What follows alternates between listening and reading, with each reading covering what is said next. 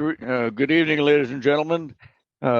Just for the, let me read this notice.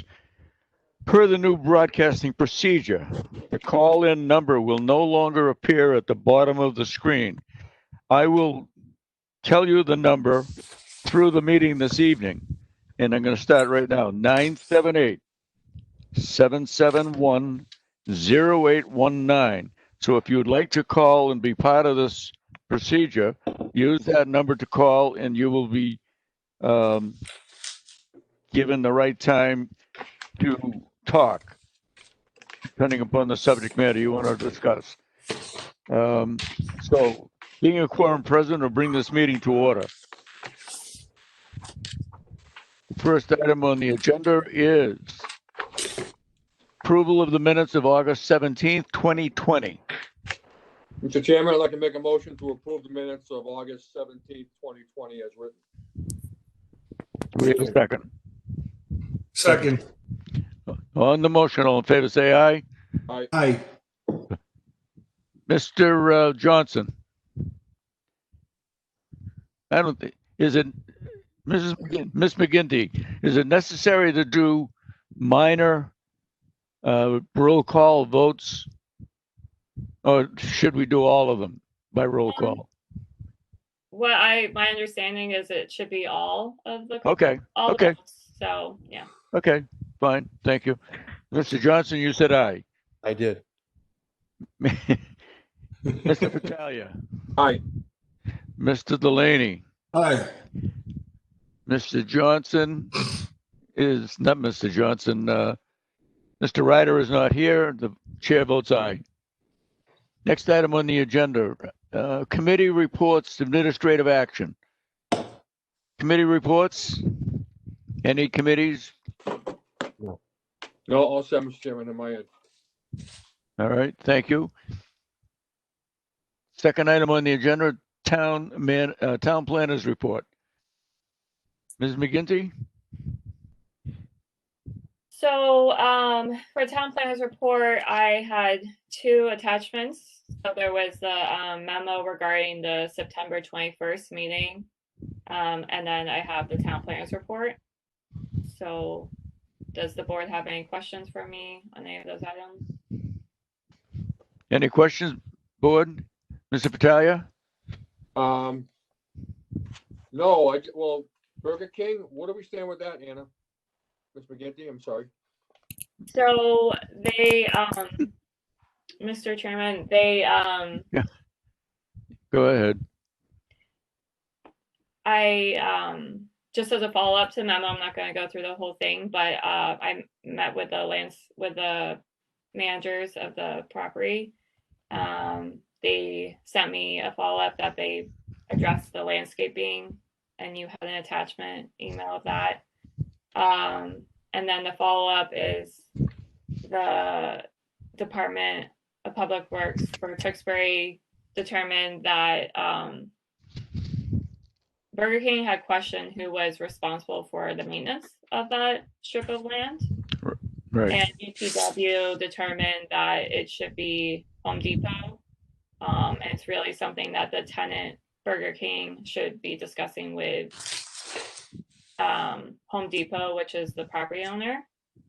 So I've forwarded that to the Burger King contacts. And they've acknowledged that they received my email, but I haven't. That was as of today. All right. Thank you, Ms. McGinty. Any other questions from the board? Yeah, Ms. McGinty, Ashley was there last night looking at the site.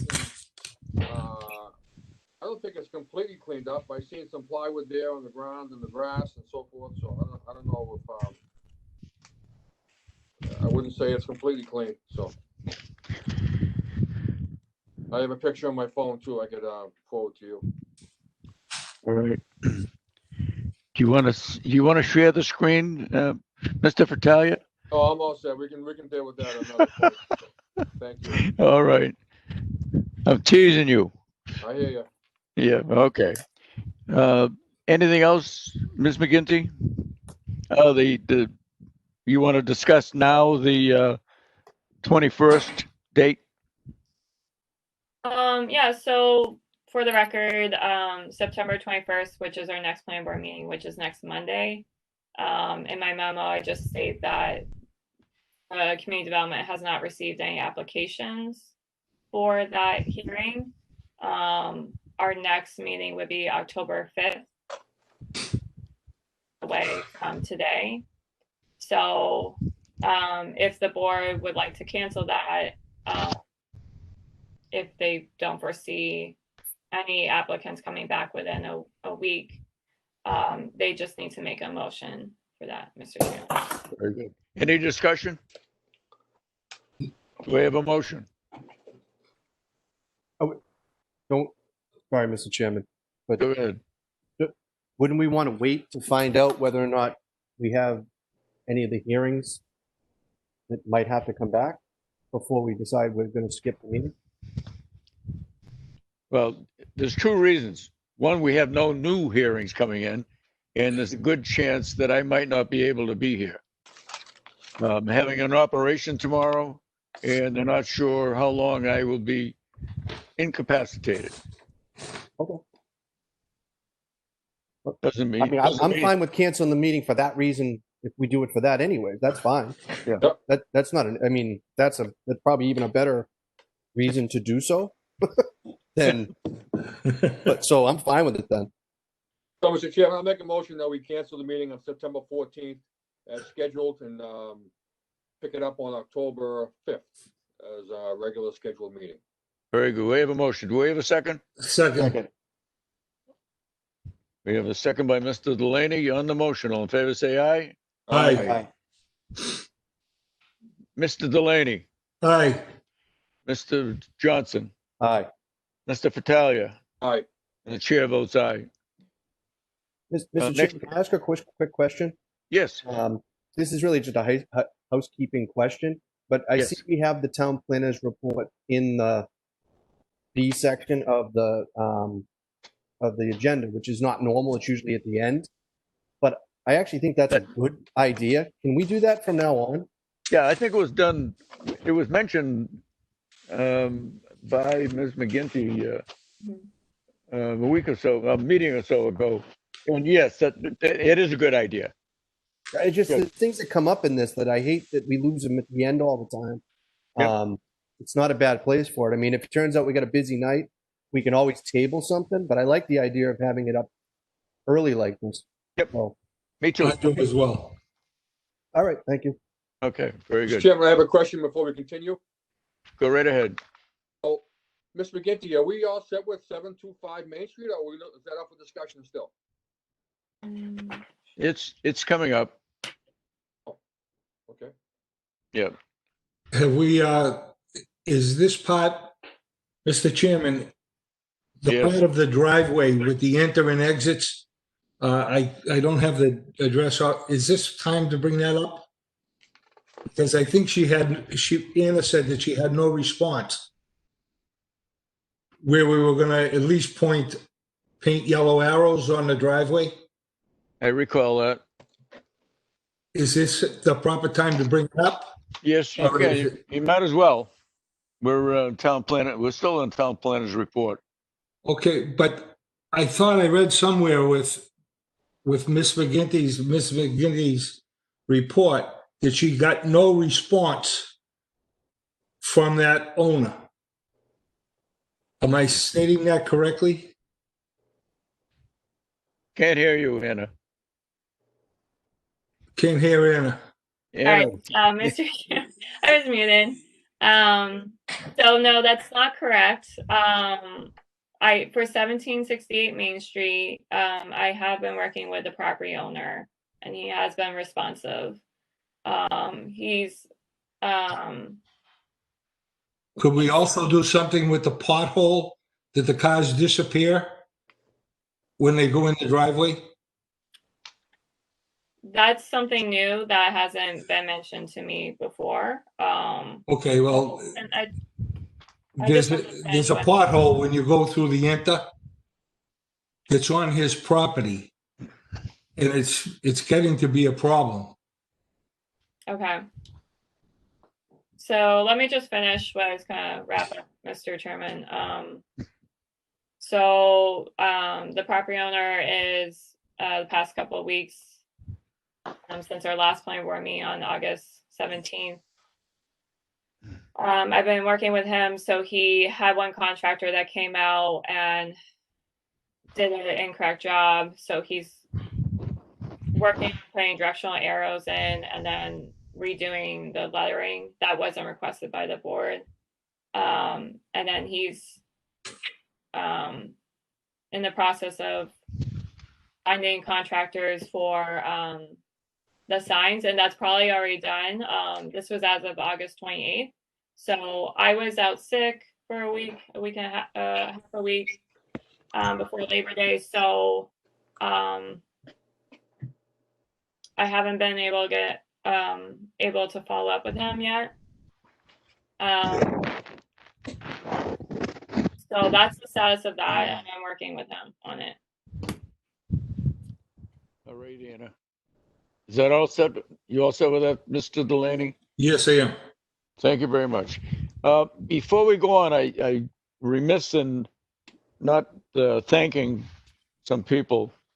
I might have done it before on the before we had the regular public portion of the meeting. Because everybody, I'm sure, driving down Main Street in front of the 9/11 Memorial in the library has seen the flags. It's very striking, impressive, and it's a lot of work by members of the Elks and some of the veterans and members of the 9/11 Memorial Committee. They helped immensely in planning it and doing it and setting it all done. And I want to put a thank you to Jim Carter and Mark Kratman. They worked all day, the day the flags came in, to set them up. And it was a very nice job, well appreciated. If you haven't seen it, I'd be surprised. Go down and take a look at it. And most of the flags have been donated by members of people in town and for different people, firefighters, police officers, service members, people from 9/11. So, and personal friends and relatives. But it's very, very impressive, and I think you should take a look at it and walk through there. And there are lights there to walk in the between the flags in the evening, and that way you can read the names. Thank you for that. Anna,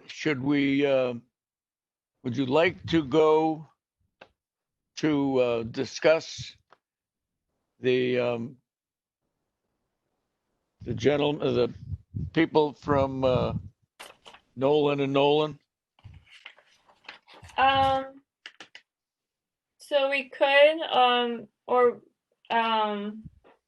for 725 Main Street, I know Dick Kuko's on the line for that, so it's either your choice. Okay, sure. If Mr. Kuko's here, we'll do that. Mr. Kuko. Good evening, Mr. Chairman, board members.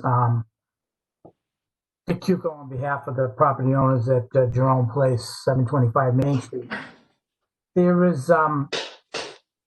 some issues that I believe were brought up by one or two of the members that in the original permit, we had agreed to put some riprap in at the end of the sidewalk. And what I'm going to do is hopefully I can share my screen here.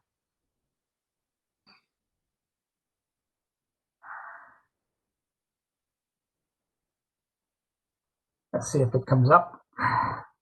Okay.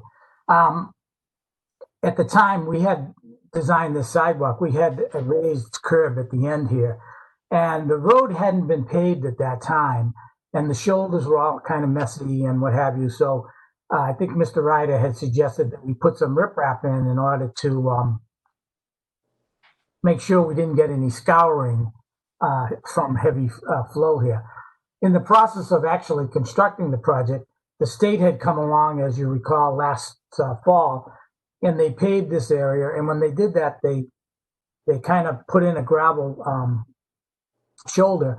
And part of our highway access permit was to do a tip down here, not leave a raw edge at the edge of the sidewalk. So if somebody was coming along, let's say with a stroller or a bicycle or even walking, it wouldn't be a trip hazard. So in the meantime, the owner of the property had loamed and seeded this area and grassed it all over. So we don't think there's a need for that riprap to be in that location. Now let's see if I can get to my other photo. Where did I go? Where am I? WebEx, where are you? I don't know if you're seeing that Yep. with the post and rail. I messed myself up here.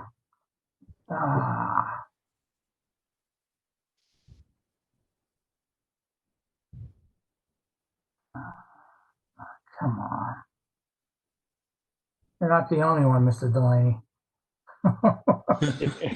Well, if ever, correct me if I'm wrong, Mr. Cuco, but if anyone can recall what it looked like before when Deli King was, not Deli King, but Wicked Cheesy was there, it was a place where trucks parked in the dirt. And that's all it was. Right now we have beautiful landscaping, good drainage, and I don't see the problem now, but I'm only one member. Okay. The other area. Let's see if I can share this one. The other area was again. There's a wetland area back here, and that doesn't appear to be a good reason for putting any riprap in this area because we've reestablished this as a lawn and it all has actually irrigation in it, so it's not going to die off. It's part of the full lawn area. So the owner's not opposed to doing those things, but we don't see the need for it. What happened with the sidewalk with the state and given the extent of the landscaping.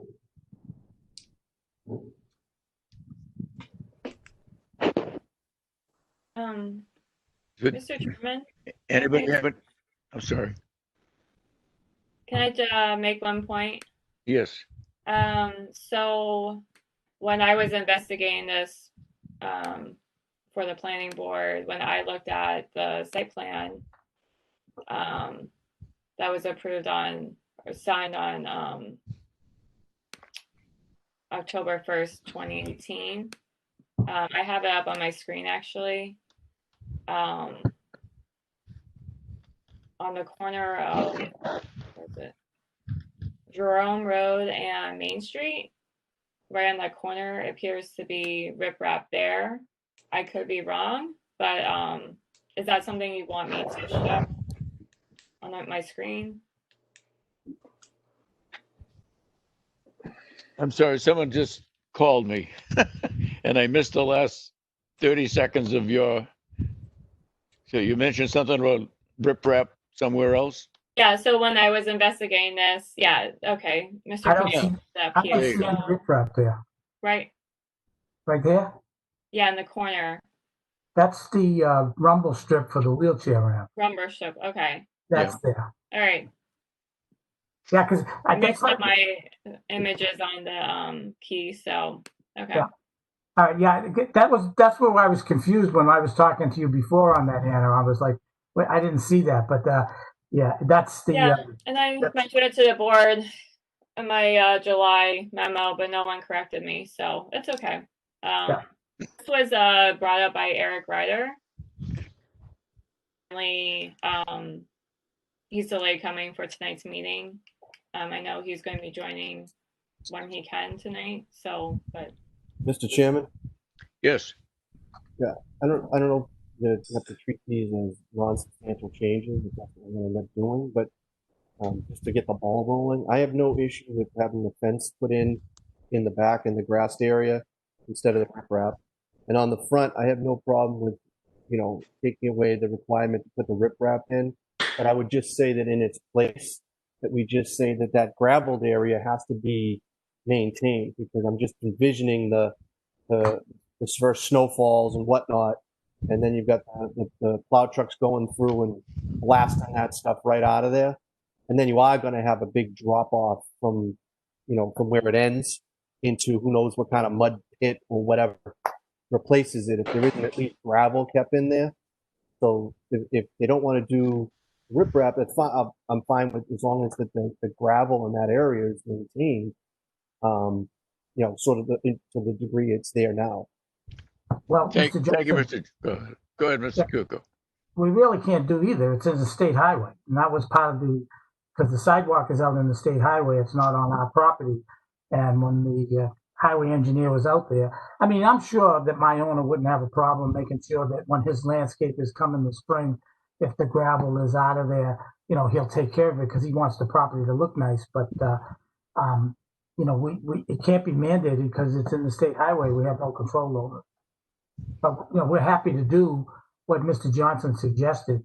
I'm sure the owner would be happy to do that. Is that all right with you, Mr. Johnson? You all set? We'll just make it a request instead of a condition. Yeah, and I'm sure, like I said, we'll instruct the landscapers to make sure that that area is, touched up. Very good. Thank you, Mr. Kuko. Mr. Johnson, anything else? Nope, that's it. Very good. Mr. Chairman, I have a comment if I could, please. Go right ahead. I actually went to the site and inspected the site, took a look at it. It looks great, pristine, cut grass and maintained area. So I don't have a problem leaving well enough alone. And then if the owner is willing to take care of it down the road, then that's great. So I think it looks fine. Good. No need for riprap. Anna, do we need a motion for this change, or are we gonna just wait for the as-built? So this was just a discussion. There's Right. So no, you wouldn't need a motion. But Okay. it would be helpful for me to have clarity from the board if you're okay with this being a change as addressed during the when the as-built is submitted, so that we can close this up on my end. Okay. Would you Chairman, I'll make a motion if you like. go right ahead? I'd like to make a motion that we leave the conditions as is. It looks great. No longer required as riprap at the location, with the condition that the owner is going to keep an eye on it and maintain it in its present condition. We'll see it on the as-built. Yep. All right. Okay. Do we have a second? Second. Second by Mr. Delaney. On the motion, all in favor, say aye. Aye. Opposed? The ayes have it. Thank you very much. Mr. Fratalia, Aye. Mr. Delaney, Aye. Mr. Johnson, Aye. chair votes aye. Anna, anything else? Nope, I don't have anything else to add. Do you want to, how about behind Cumberland's? Is that something you wanted to discuss?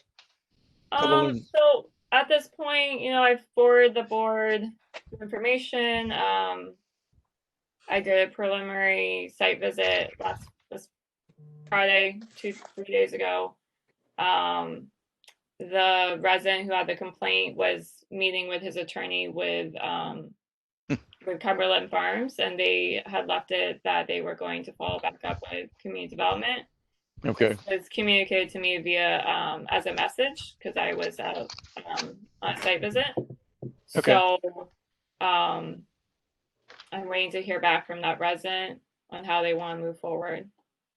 I know last year we had the same complaint about that location, the maintenance.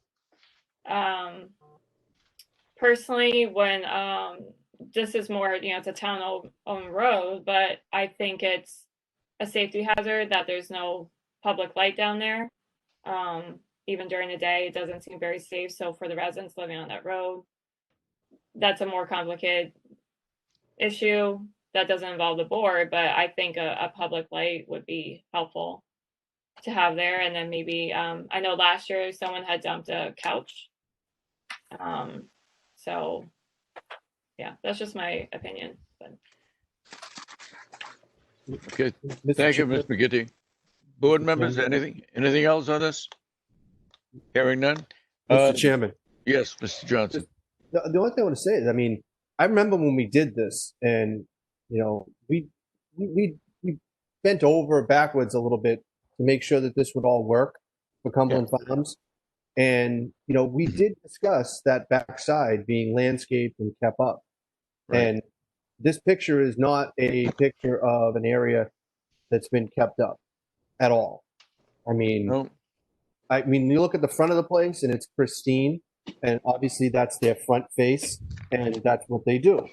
They want it to look like that, but we made this out of it, and the neglect on the backside is, you know, bothersome because, you know, I realize there aren't a lot of residents back there, but I remember very clearly the comment being they didn't want to be staring at a brick wall. Okay, I see that they have, you know, they don't have that, but that's because they're staring at bushes that are overrunning the wall. Mm. I'm not really, I don't think that was any of our intent. So while they're dealing with it amongst themselves, I still think that this is something that we asked for, something we discussed, and it's being ignored.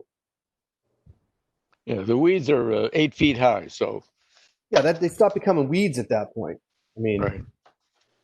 so I mean, I think, I mean, I don't know what, if anything, we want to do, but I realize they're dealing with it amongst themselves. But it is a condition that we had that back section would be maintained.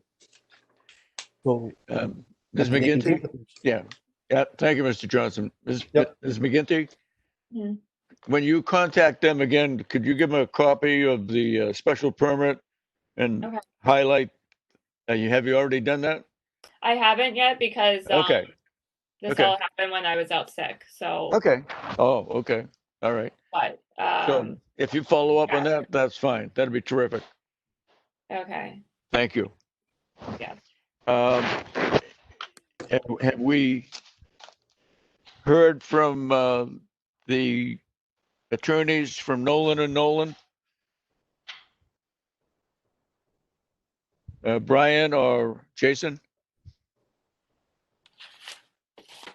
We have not, Mr. Chairman. Okay. All right, good. So, I mean, yes, Deanna. Mr. Chairman, I just had a message that we should periodically throughout the meeting just read the call-in number. So if any Oh, residents I intend to. Thank you. but yeah. All right, thank you. If we're all set, let's go to the first item on the agenda, item C. And before we do that, for anybody for this, I know Mr. The owner will be calling us, but if anyone else wants to call, 978-771-0819. And with that, we will open the hearing. Do you have a motion to? We don't, it's already been read. Item C is on the agenda. 181 Pine Street, Landplex LLC on behalf of Pine and Whipple. Go right ahead, gentlemen. Mr. Hammer.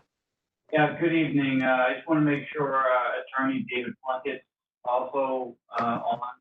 I know I see him there, but I don't see him unmuted and I don't see his video. So I just want to make sure. And I would like to show the planning board meeting. I've got the website up and I've got the channel 99 on my TV, and I'd like to know how. I see Mr. Plunkett. The plug is muted. David, you want to? Yeah. Can you hear me now, Mr. Chairman? Yes, go right ahead, Mr. Plunkett. Thank you. Thank you, Mr. Chairman. We're here tonight, for the continuation on the 181 Pine Street application. With me here is, or present on line is Mr. Hammer, the engineer for the, Mr. Chairman, this has been a number of hearings, a number of discussions, and we have tonight before you the last discussion that we had with plan and development and the town engineer, the list of waivers that are requested. The waivers in and of themselves are not that much change from what we had a few hearings ago. All the waivers are reflective of the fact that we have a parcel of land with the necessary frontage required under the zoning bylaws, and that the waivers are to address the necessity of allowing this type of variance for the purpose of allowing the use of the land as allowed under the zoning bylaw. And it's consistent with what has been allowed with similar projects, some that Mr. Hammer and myself have been involved in the immediate past. So what I'll do is, at this point, I'll ask Mr. Hammer just to go through certain of the waivers, the discussion that has taken place with the town, where we stand now as submitted, and then I'll follow up after Mr. Hammer goes through his presentation. Great, Go thank ahead, you. Mr. Hammer. Thank you. Thank you, Attorney Monte, on the record, our reflect engine surveying, 10 George Street, Lowell. I have with me also here, with me is James Andela. So he's also present with me here in my office. So, am I able to share my screen to present information? Is that how we're going to do? I can do this? Sorry. Mr. Hammer, if I may ask you a question. Yeah. Do you have any, at this time, any outstanding issues from the town? I do not. We revised plans 3 days after the last hearing, and we provided them in an expeditious manner back to the town. That was on September excuse 20th. me, August 25th. Okay. Yep. Documents were within the municipalities, within the town, up until last Wednesday, Thursday, when we received a draft memo back from engineering on Wednesday.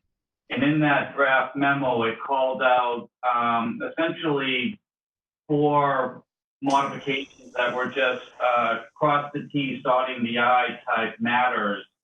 Okay.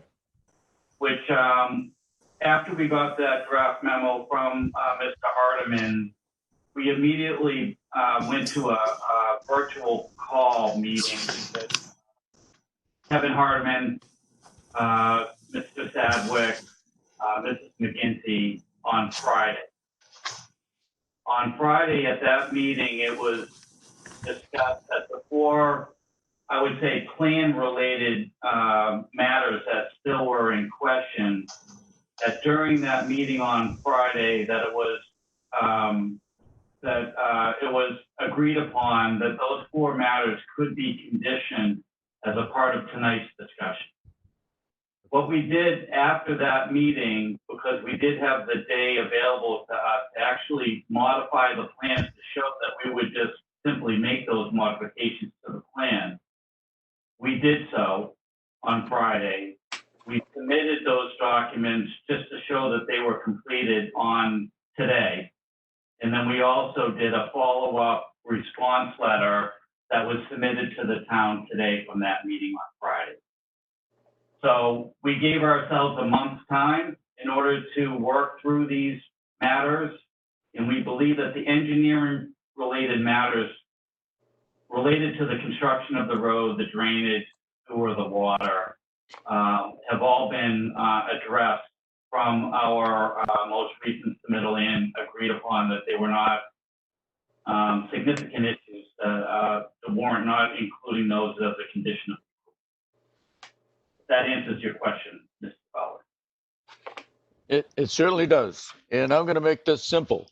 Is there any board members that have any question relative to the engineering, previous questions from the town to Mr. Hammer?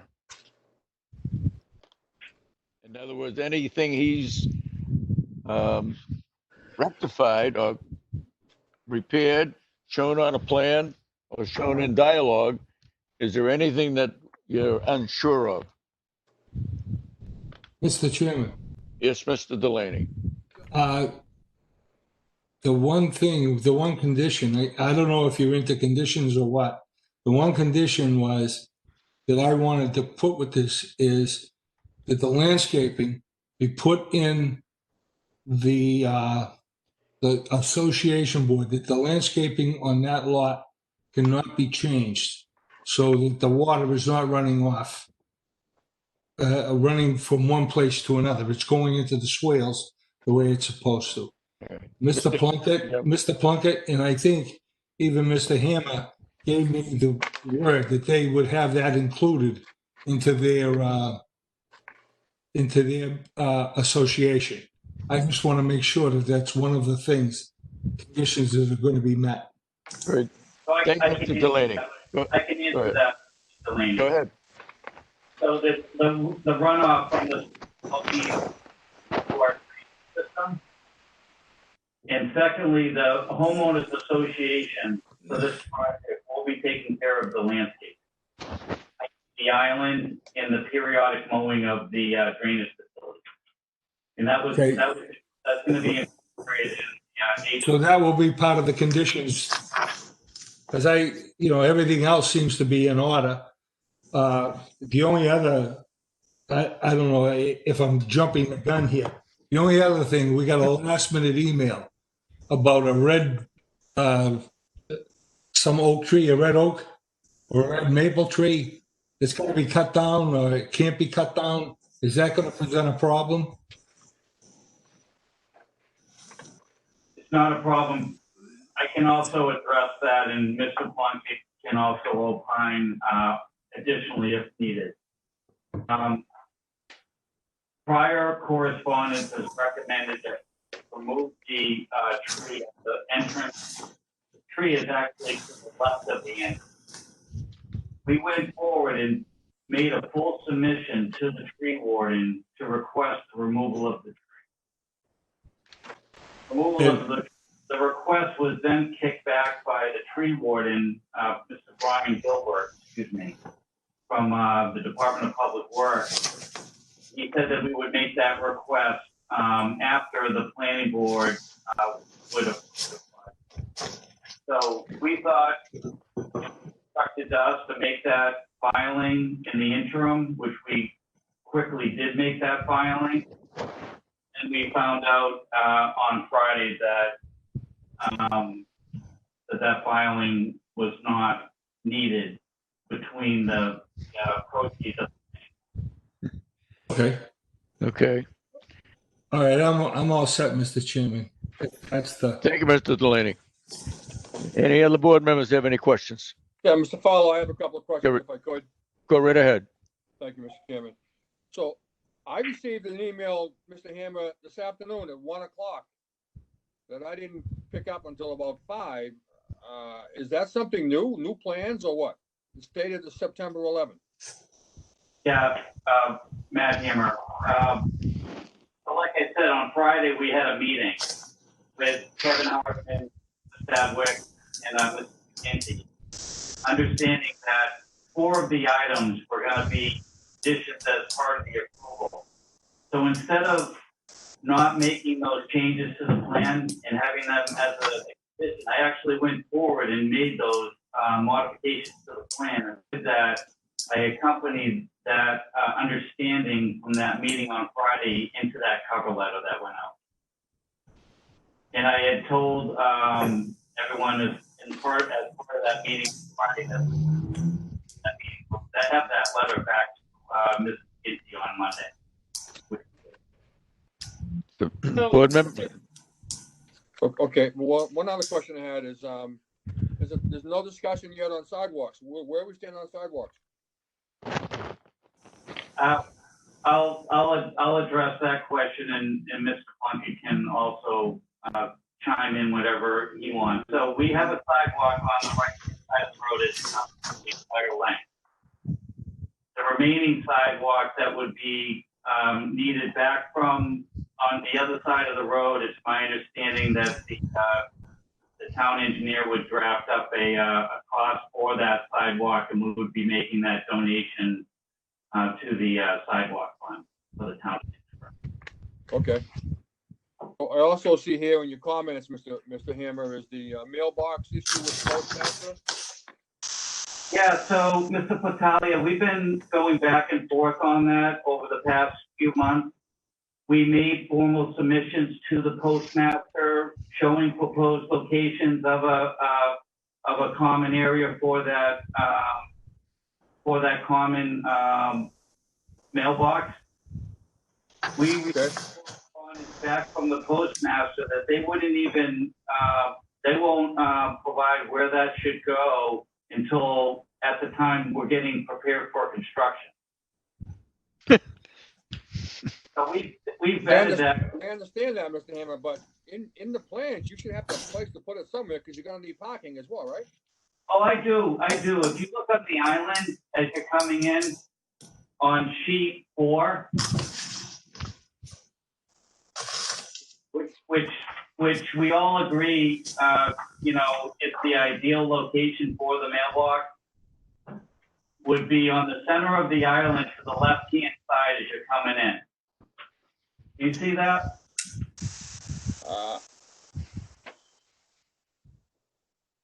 I've got a set of plans here. I'm not sure the date on it, but Mr. Chairman, if I may, Ms. McGinty, go ahead.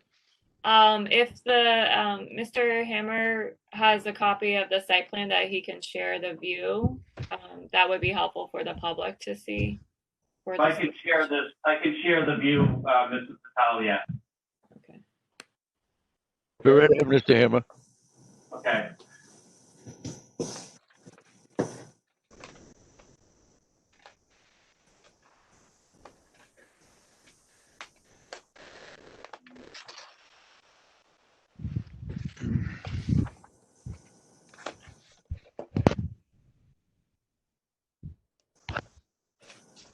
So right here on the island.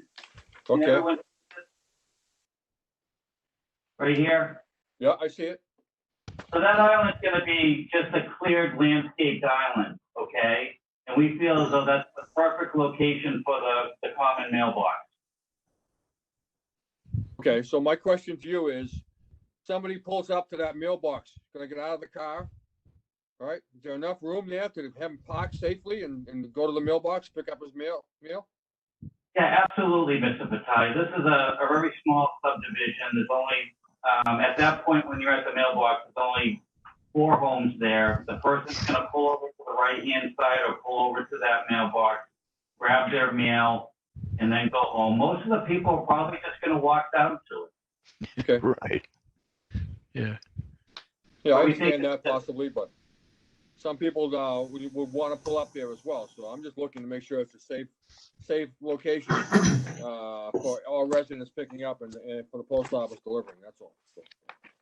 So, Mr. Fratelli, we think that that's the best location. We've looked at multiple locations, but we also realize that we're not going to put this mailbox, speaking with Mr. Hardiman, on the left-hand side where we have this maintenance easement and we have some drainage components that interfere anything with what's going on there.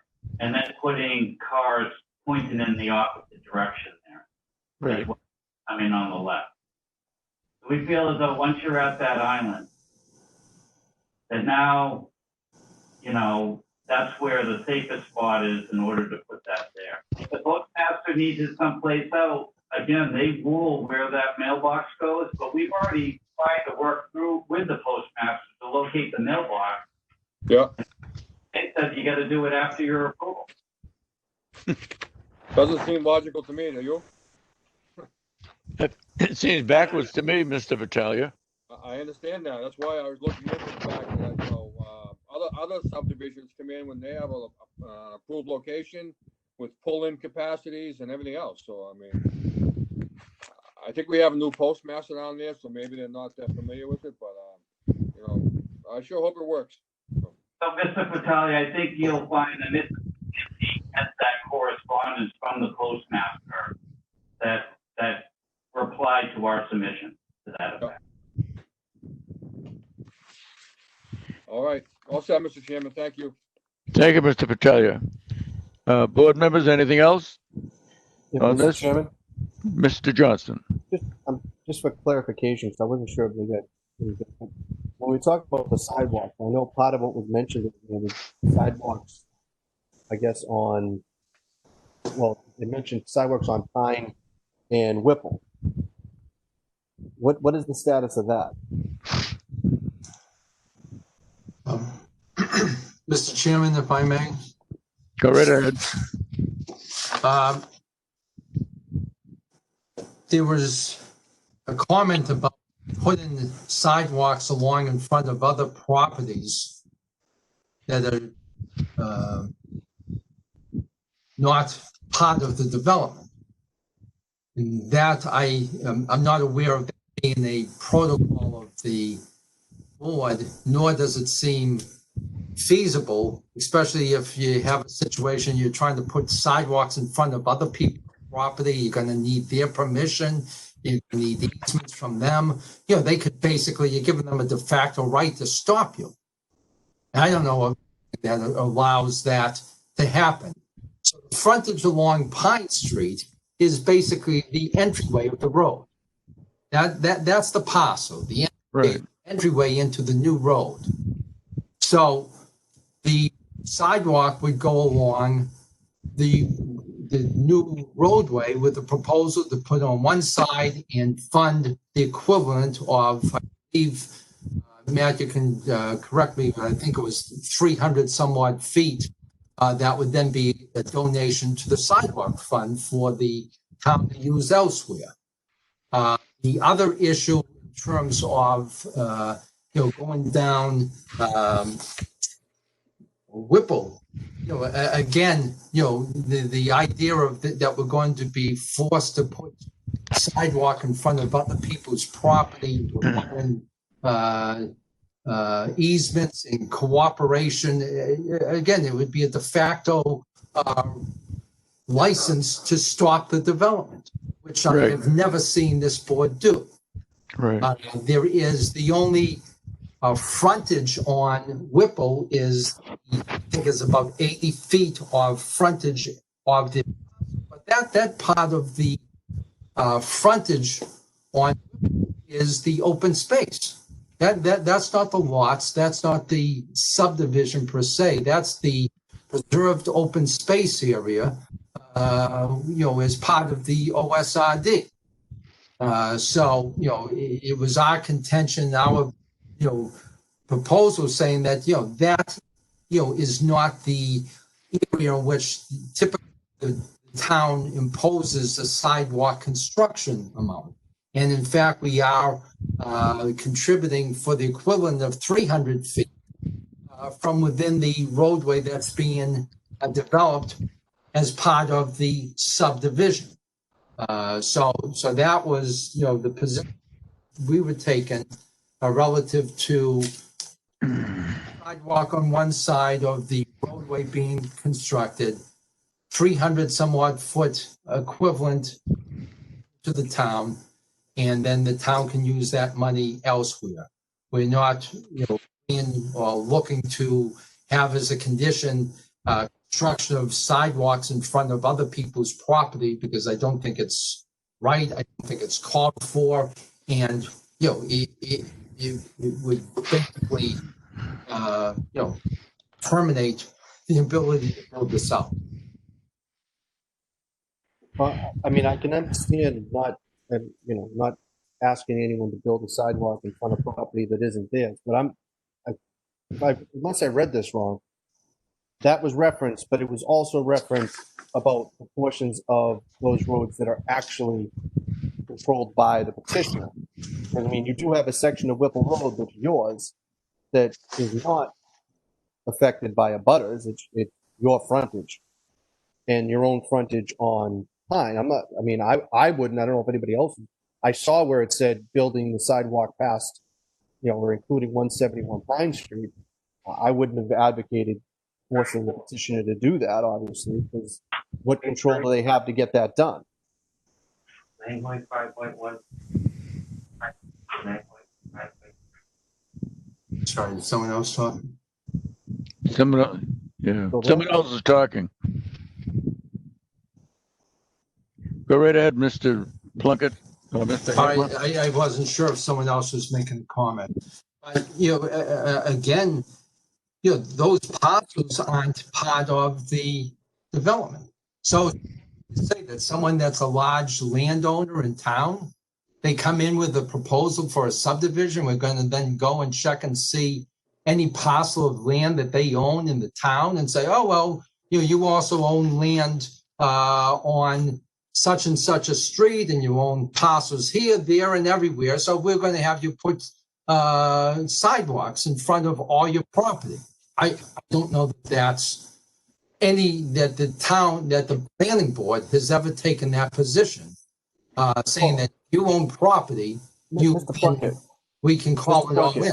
Yeah. Mr. Plunkett, is that, again, I'm one member, so the other members may disagree, but that piece of property that leads out onto Whipple isn't just some other piece of property that the owner owns. It is part of this development because you're using it as part of the open space. So just there's 80 foot of frontage. Yeah, right, but let's not pretend I'm asking you about a piece of property off of North Street somewhere. We're talking about the project in front of us, and this is included in that project as part of what's been brought up in front of us. So, I'm not trying to be a pain, but let's not pretend that I'm asking you about a piece of property that they own somewhere else in town. This piece of property is part of what's been put in front of us. Well, when you say this piece of property, which piece? The 80 foot frontage on Whipple Road of the open space, which is part of this project. That open space is being created in accordance with what you're doing here. Correct? I thought there was a reference to Pine Street and going around the corner on Pine Street. So there's only 80 foot of frontage on Whipple Road. And that was I acknowledge that 80 feet of frontage. Right. And what I'm getting out of this, or at least what I think I was getting out of the comment, was the idea that they'd like to see, and this is coming from the town engineer, that portion done, because I suspect that later on tonight, we'll talk about their sidewalk plan, which would be that they would hope to be able to connect that all up at one point, and then that piece would already be done.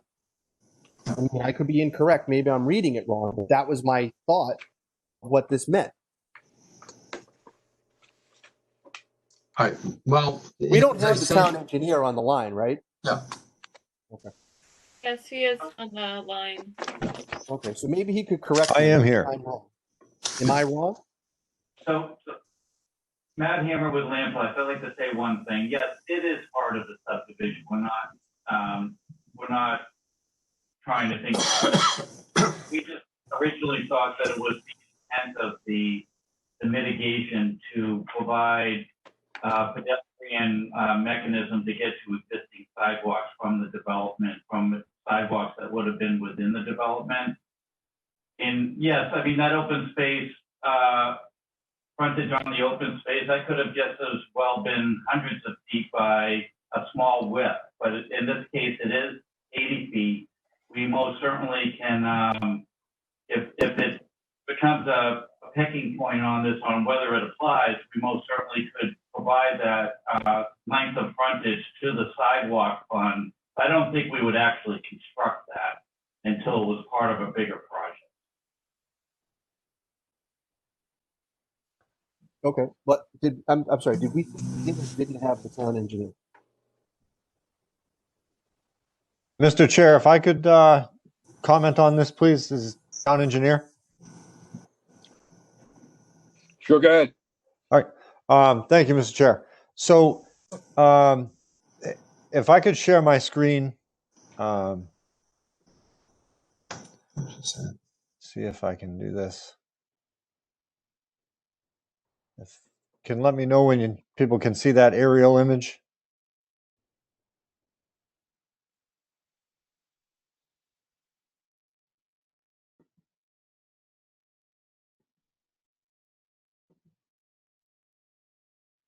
There it is. All right. So just to give a little background on this, this parcel here, it'll be highlighted if I can see that highlight. That's the original parcel for 181 Pine Street. There were 2 A&R lots that were cut off to build the 2 houses that are across from the DPW, as well as the A&R lot for the existing house, as well as lot 4. So, really, when I wrote this comment, I was looking at this as, this is what the project started out as. And then it was the process in which pieces were cut off. And, my intent was to bring to light the fact that, Whipple Road and Pine Street are on the pedestrian mobility master plan to install sidewalks. And now someone's coming in, to subdivide. And in the subdivision regs, it says, a sidewalk shall be required along that portion of any public street upon which the subdivision has frontage. So that includes a section of Whipple Road, that includes Pine Street, and that lines up with the sidewalks that the town wants to build. So if the developer doesn't want to build the sidewalks, I know there's the fee in lieu of, and the sidewalk fund that can be utilized. But I just saw this as an opportunity for the town to have a benefit of sidewalks being constructed at the cost of the development, because that is written into the subdivision rules and regulations for that. And then the other piece of that is that the board can require additional lengths of sidewalk when it's going to aid the safety and provide safe pedestrian passage adjacent to the new development and those sidewalks that are required. Thank you, Mr. Hadman. Well, Hammer, I'd like to add one comment, Mr. Fowler. I'm sorry. I'd like to add one comment to that. Go right ahead. Go right ahead. So the prior owner was the one who was subdividing originally, not this applicant. There was a subdivision that carved off 2 A&R lots by the prior. It was actually 5. I don't know if the planning board's been in the habit of requiring the sidewalk requirement on A&R plans, but the prior owner subdivided off the prior 2. My client ended up with 2 lots, and we did a lot line modification on the 2 lots with an A&R plan. And I don't think that it's, in my experience doing work in town, that there's been a requirement of the sidewalk through the A&R process.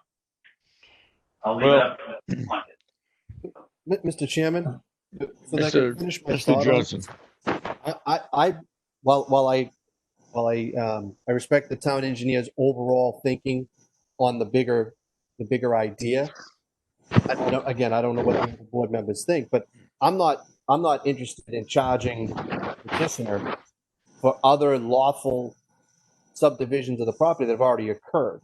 Right. I'm fine with taking that piece that's out of Whipple Road that they actually have as part of this project and talking about the Pine piece that's actually part of this project. But I'm not going to look back in time for subdivisions that were done lawfully and then say, yeah, but you know what? They were part of it one time in the past, and we want to do sidewalks all the way around the world. I'm not up for that, but No.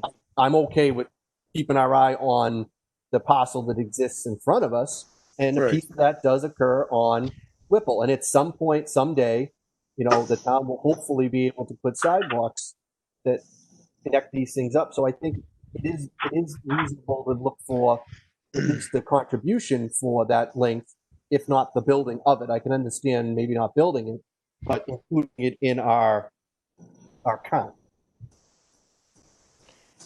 Mr. Chairman, I get back to Mr. Hammer's statement previously. He had a position, however, to try to resolve this matter. The applicant will be willing to address the 80-foot some odd piece of the open space parcel along Whipple Road to the calculation, if that's the resolution. Right. I mean, that's fine with me, if it's fine with other people. Mr. Johnson, Yes. is it your recollection that A&R lots are not subject to the subdivision regulations?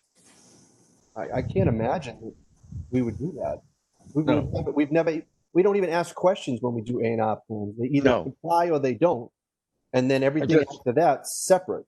So, I mean, I'm just showing you where I am. Mr. Chairman, an A&R is exactly what it says, approval not required. Subdivision approval is not required. That's right. That's what it's about. And I think, as Mr. Johnson said, he's not including in this discussion those A&R lots. Okay. Okay, so I guess what you have now is you have a discussion between yourself, the owner, and the engineer, Mr. Plunkett. Do you want to do the sidewalk, or do you want to do fee in lieu of? It would be a fee in lieu of Mr. Fowler. Okay, all right. The board members have any questions on that? Mr. Delaney?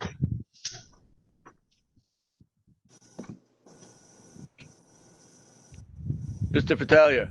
So I'm all set. I can work with that. Okay, I had a couple more questions before we finish, Mr. Chairman. That's okay, sure. Yeah. I just want to iron this one out first. Yep. Mr. Johnson, I think we're all set. yep, I'm fine. Yeah, and I'm all set. Mr. Delaney, are you all set? I'm all set. Thank you. Mr. Fratelli, you have some other questions? I just want to know where we stand, and while Kevin's on the line here, with the water and the elevation of Lot 1 regarding 171 Pine Street. I mean, where are we with that? Are we okay with him? Is that going to be fine as far as the swale that's in there, or?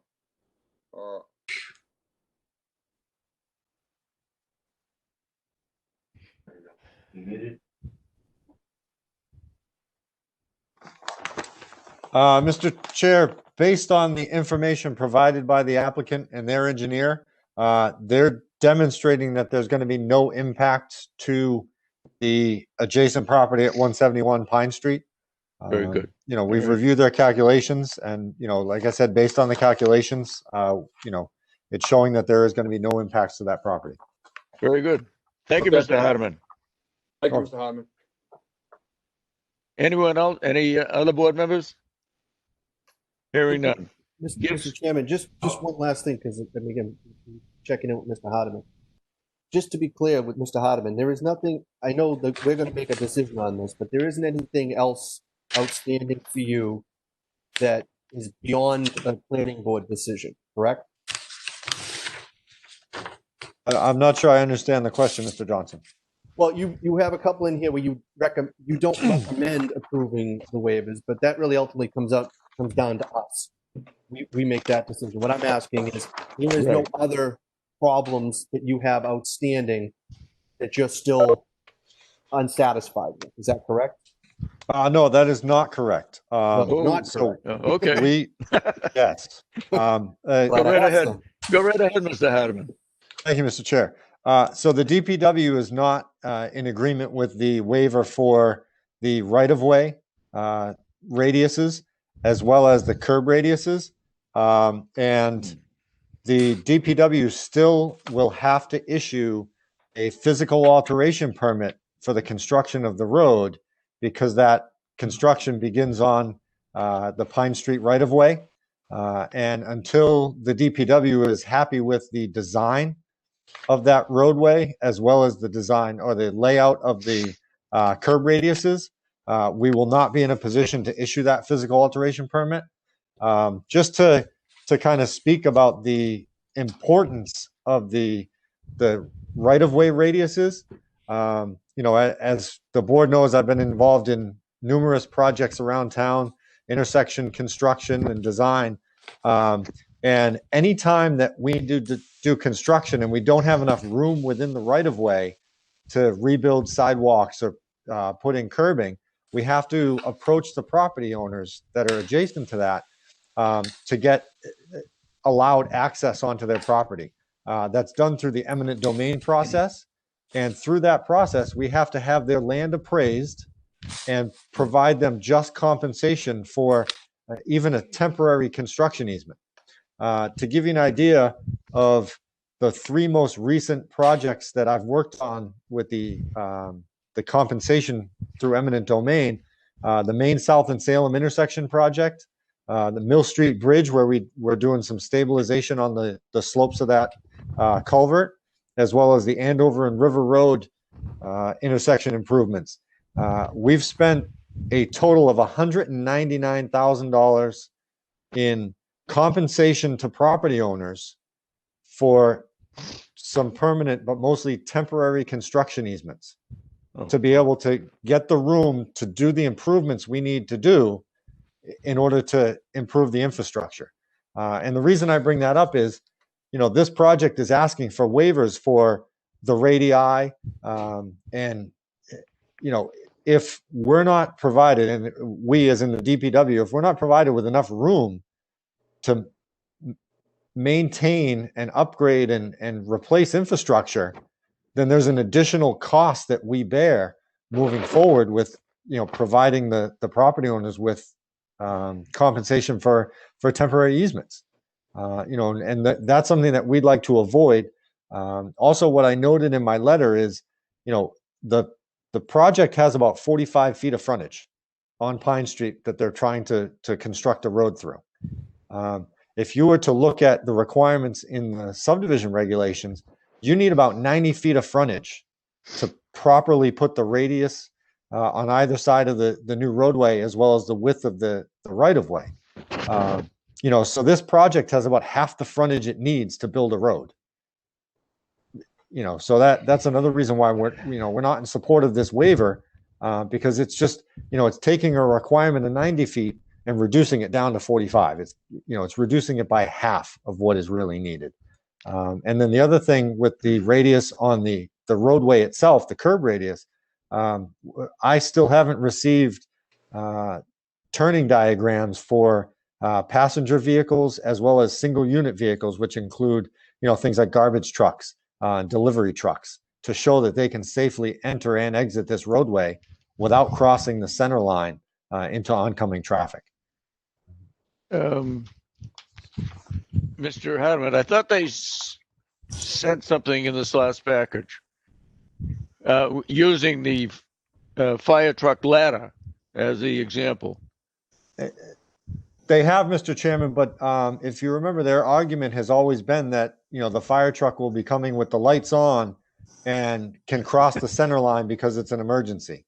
Well, what I'm looking for is to ensure that on a day-to-day basis, vehicles that are coming and going from this property, whether it's a trash truck, a delivery truck, contractor trucks, things like that, will not have to cross the center line to access and exit the roadway to ensure that it's safe. And I have asked for those on a couple occasions and haven't received anything, to demonstrate that.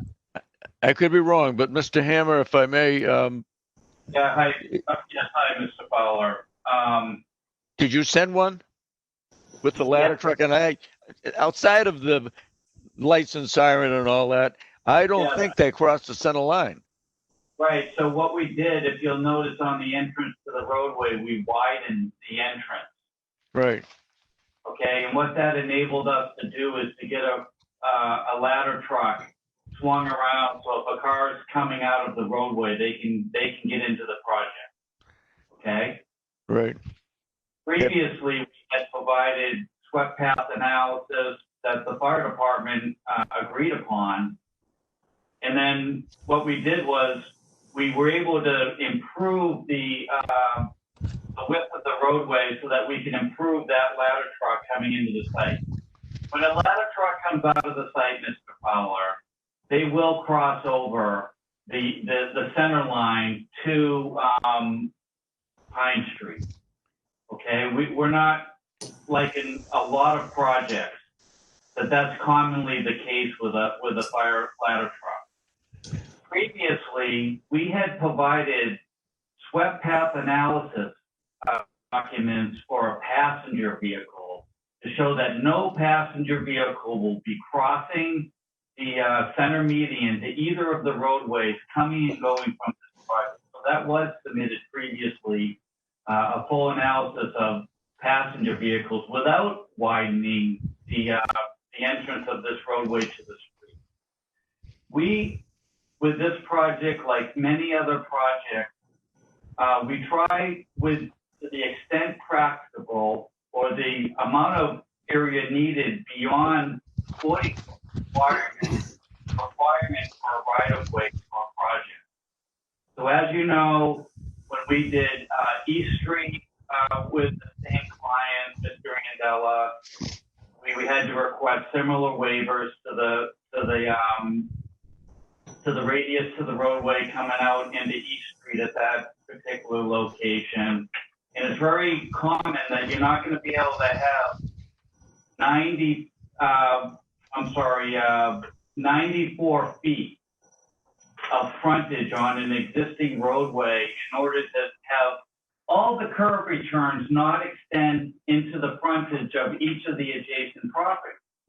Otherwise, the requirements would be in the subdivision regulations that you have to have 94 feet or you can't put a roadway in.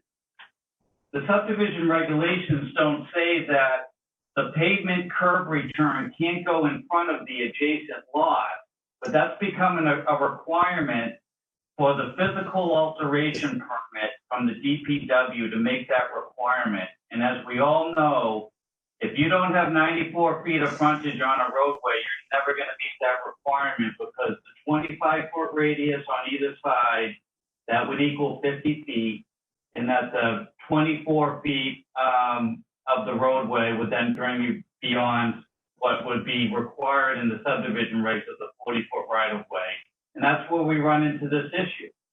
On the project that we did with Southern End Realty, which was a 3-lot common driveway, that was the same similar circumstance. We had we only had a certain amount of feet of frontage out onto Andover Street, and that you can only put in so much within the requirements coming out to an existing street. And where this happens to be 4 units, 4 lots, right-of-way requirement is 40 feet.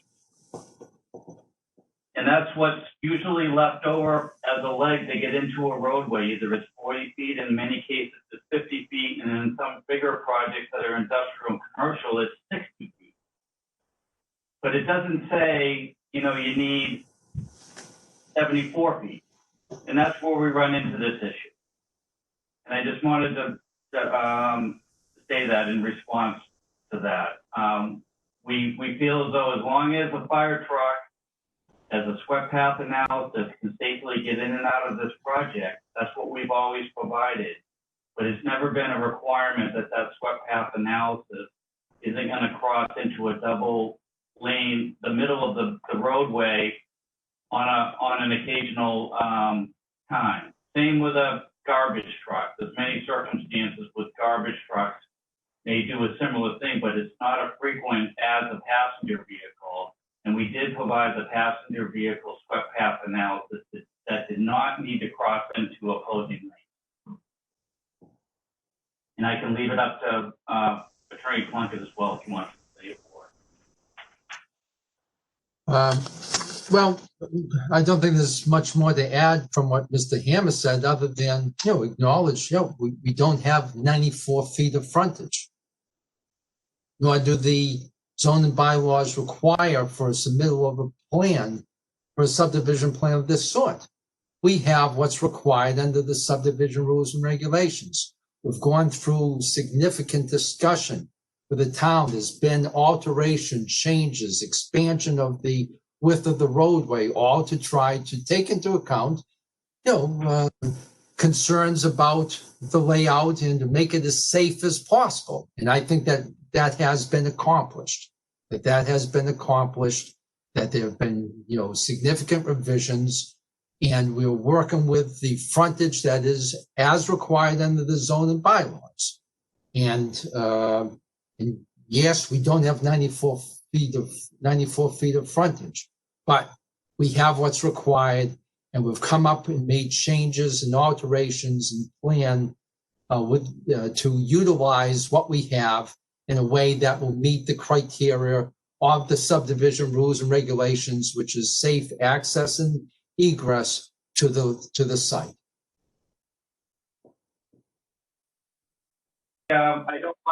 I just wanted to add one more item to that. It really would be 74 feet. It would be 25 feet for each of the radiuses, and then if you have 24 feet of roadway, that would equal 74 feet. And I can put it back to you, Mr. Fowler. I think Bob is having issues with his audio. Steve, you may want to take over. All right. So the only thing, since I was still on the board, I guess I'll just finish up. So ultimately, the reading of it is we can issue these waivers, Right. and it becomes your issue to deal with the permit you need to get from DPW. I mean, they're separate things, ultimately, correct? We have to deal with whoever is involved in the permitting process. Right now, we're before the planning board and proposing a plan is the Is it best. back? Okay. No. All right. Mr. Thank Plunkett, you. what I meant was, what I was saying is that if we grant the waivers as you're requesting them, Can everybody hear me now? yes. Yeah. No, I can't hear you. So we can do that, and then our portion's done. But the Correct. part that the town engineer mentioned becomes the petitioner's issue with the DPW, is what I'm saying. That's correct. Yes. I mean, Yeah. it's really up to you guys. I mean, we're going to make the final decision, but if this is how you're going to request the waiver, Yep. that's fine. Knowing that Right. if we grant the waivers, there's a different piece you have to deal with separately. Yeah. Correct. And the reality is we don't have 74 feet or 94 feet, whatever the number is. We don't have that frontage, and that's not the frontage that's required under the bylaws. Okay. All right. Well, I think I'm all set otherwise with the rest of what we have. So I think Mr. Fowler's off again, so I guess it would be, I'll keep going here with Mr. Battaglia. Do you have anything additional you need to ask? I think you're on mute. Thank you, Mr. Chairman. I was glad to Thank hear you. the Hardeman's comments.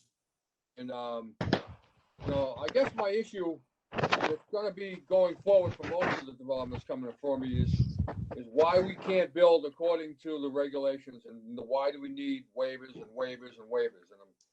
And we're building new developments here, and there's always waivers and waivers requested.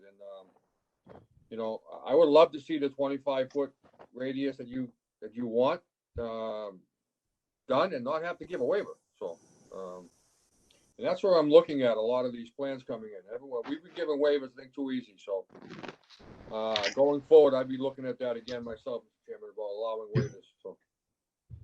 So with that, I'm all set. Thank you, Mr. Battaglia. Sorry for that. I lost audio. Who has spoken about this? Mr. Chairman, I'm all set, so I think Okay. just Mr. Delaney would be left. Okay, Mr. Delaney? Yeah, the one question I have, the fire department has approved the auto turn exhibit plan. The auto turn, a lot of times they don't accept that. Was this accepted? The auto turn for the fire department going in and out? Mr. Delaney, Matt Hammer. So prior, right at the very beginning of this process, the sweat path analysis was agreed upon. It was acknowledged that it made it into. We submitted this sweat path analysis 3 weeks now, and we haven't received a recent correspondence from the fire department. But I'm going to assume that if they were fine with it before and we've widened that entrance even more, that they would be fine with it. Okay. Another thing is, I might be wrong in saying this, but this is the first time I have ever heard us bring up a 94-foot frontage for a road going into a subdivision. I have never heard that before in all the years that I've sat here, which is not maybe a long time, but I have not heard that 94-foot rule come up anywhere except for tonight. So, I like the way the design is now. I think that what they've given us, and if the auto turn exhibit plan is acceptable to the fire department or whatever, I think the road is good. That's my personal opinion. So, Mr. Chairman, this is Ann McGinty. Ms. McGinty, go right ahead. It's my understanding that this is not final approved by the fire department. I have not received that information, so Okay. I just want to add that. All right. And we received these documents at 12:30 today. Okay. So we forward this to the town staff, but I know that myself included haven't had time to review it, so I just wanted to add that. Thank you. So, Mr. Delaney, Matt Hammer, Lamplex. Back when we had a 20-foot wide road, back at the beginning, as you know, we've gone out to 22 feet now. Right. And then we've widened the entrance.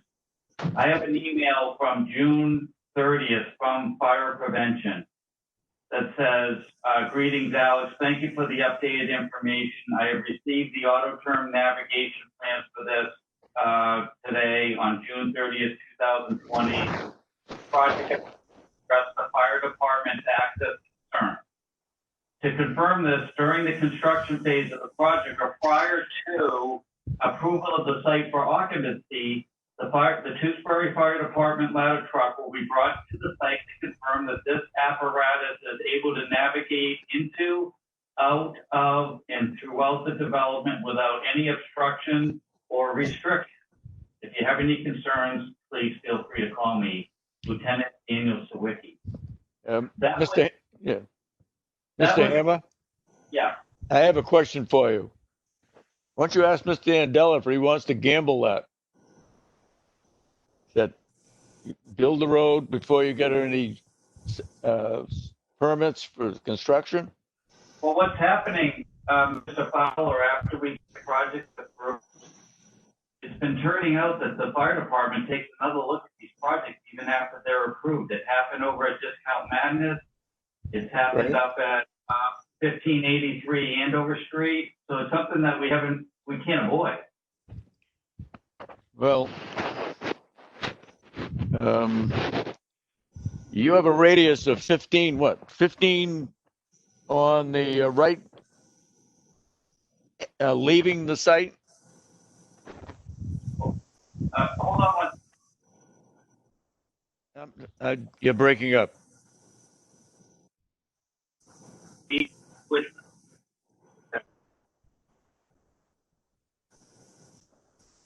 You're gone.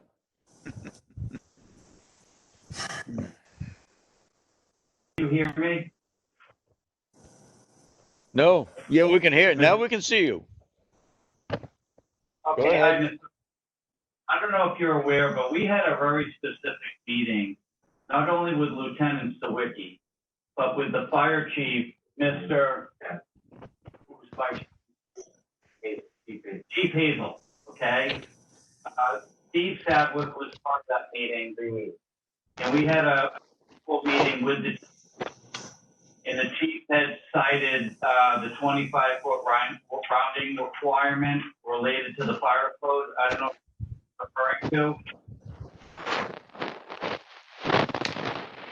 It was determined at that meeting that code requirement would not apply to this project because those fire code requirements don't apply to applications for residential development, which is under the jurisdiction of the Tewksbury Planning Department. After that meeting, it was told to us by the chief that that was not going to be a requirement for this project. And Mrs. Sadwick can, comment on that because he was present at that meeting. Are you aware of that, Mr. Hardeman? Thank you, Mr. Chairman. I am aware of, the meeting and the discussions that have been had regarding the fire code and the 25-foot radii, as well as the application of the subdivision control law. It's my understanding that in towns that have adopted subdivision control law, that the subdivision control law is what governs the radii when it comes to roadways and fire access. But it should be noted that in the fire code, the radii is 25 feet.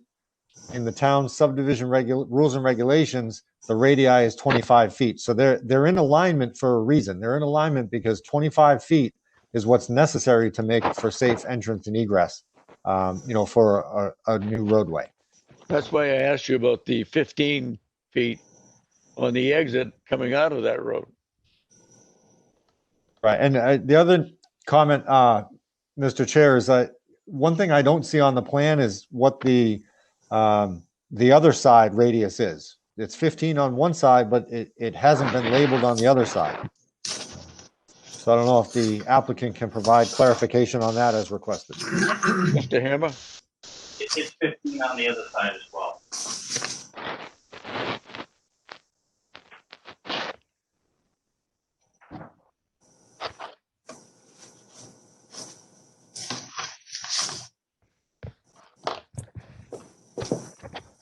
Mr. Hardeman?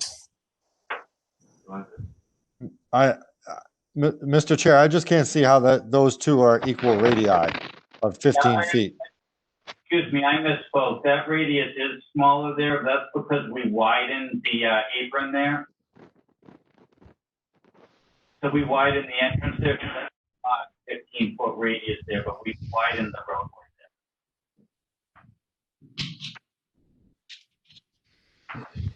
there. Is that dimension available? I'm going to take a time out. It almost appears that we're doing something that should have been done back at its inception.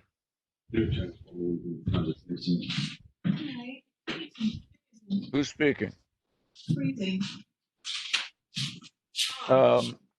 Correct me if I'm wrong, but it appears that we're spinning our wheels here and not getting anywhere. Mr. Fowler, I Yes. believe the original project that we submitted, even with the 20-foot wide roadway, met the requirements to get a fire truck in and out of this site. As we know, with these projects, this amount of frontage on these roadways, we're trying in an effort to expand to the greatest amount we possibly can in order to provide full use of all the available land we have coming out onto Pine Street. Plans keep changing. The original set of plans, even with the reduced width of the roadway, was able to provide a swept path analysis to get in and out of this project with a fire truck. Just as the same way that, the 3 lot off of Street, Southern End Realty was able to do the same thing with 8. Mr. Hammer, I have a question for you. you show the auto turn exhibit going into the Kenzie Marie Way Yeah, from Pine Street. Did you do it leaving? yes, we did. And do you cross the center line? Yes, we do. Is that why? Yeah, I'm not going to say it. Fowler, Yes. Mr. Fowler, with all these roadways, they all cross over center line because of you only have 24 feet free on the road that you're going into on back streets, and our road's only 24 feet wide. You're always going to be crossing over the center of the road coming in and coming out, but we did provide that now coming out. I think you know the answer to this. If this was a subdivision built under the subdivision control laws, would you, when you left the road, would you cross the center line on the other road? Yes. You would? I'm sorry, say that again? If this was a road, not with 40 feet of frontage and not with 22 feet of roadway, so that means it's 11 feet of roadway leaving, would you cross the center line if it was done under the subdivision control laws? You would still cross over. You would? Yeah. Okay. Because those are designed for passenger vehicles, Mr. Fowler. Right. I understand that. Yeah. You also have a 25-degree radii, not 15. And I think you're up against this right here, right now. You're putting us in a battle between yourself, the fire department, and the town engineer. Someone's going to make a decision, and I guess it's going to be us. Mr. Fowler? Yes. Mr. Johnson? Just a What I'm question. trying to say, Mr. Fowler, is all of these projects that come into these roadways with your 40-foot right-of-way requirement Right. are all going to need waivers no matter what the project is. Unless you have the roadway that you're coming into, which in our case, the town road is on our property, comes onto our property. Right. Unless the town road is in the middle of the road, and you have 74 feet of frontage, you can't do a 24-foot right of way. You can't do a 24-foot roadway without needing some sort of waiver. And they're always going to be the radius. I went back and looked at other approvals, and they all needed the same waiver. It was the radius of the pavement of the 25-foot requirement. Right. So that, Mr. Hammer, you answered the question that I was hoping you would answer. I didn't ask the question, but I wanted you to say it. The problem here is that part of the town land is on your property, what makes it difficult to do the turns that are necessary. Having said that, how are we going to solve this problem? Get rid of you. What's that? Oh, Somebody, Mr. Fowler. Attorney Plunkett? Mr. Fowler, wait, well, hold on a second. Where did that just come from? I don't know. Who just said that? Mr. Hammer, do you have someone in your office that was talking at the same time you did? Absolutely not. Well, who spoke? There's only a fistful. I'm sorry, Mr. Chairman, but there's only a fistful of microphones open right now. Someone in the background just yelled, "Get rid of you." So it came out of one of these open mics. I'm sitting in a room by myself. Right. And I am I'm too. pretty sure most of the rest of the board members are too. There's only a couple of open mics. Someone of the open mics has someone in the background who just yelled out, "Get rid of you" to the chairman. And I'm kind of ticked off that no one's owning up to it, because at a minimum, the chairman is owed an apology. Because I don't know who it is that thinks they can yell in the background like that and can't control themselves. I'm 100% sure it was not out of my office. It was Mr. Andela who was with me, which I've told everyone. I don't know if there's a telephone line on. Brian, is there a telephone line on? Mr. Chairman, there is no telephone line on. Thank you. And I know for a fact that there's no one with Mr. Johnson, Mr. Plunkett, Mr. Hardiman, myself, Mr. Delaney, and Mr. Fratalia, and Ms. McGinty. Where did that come from?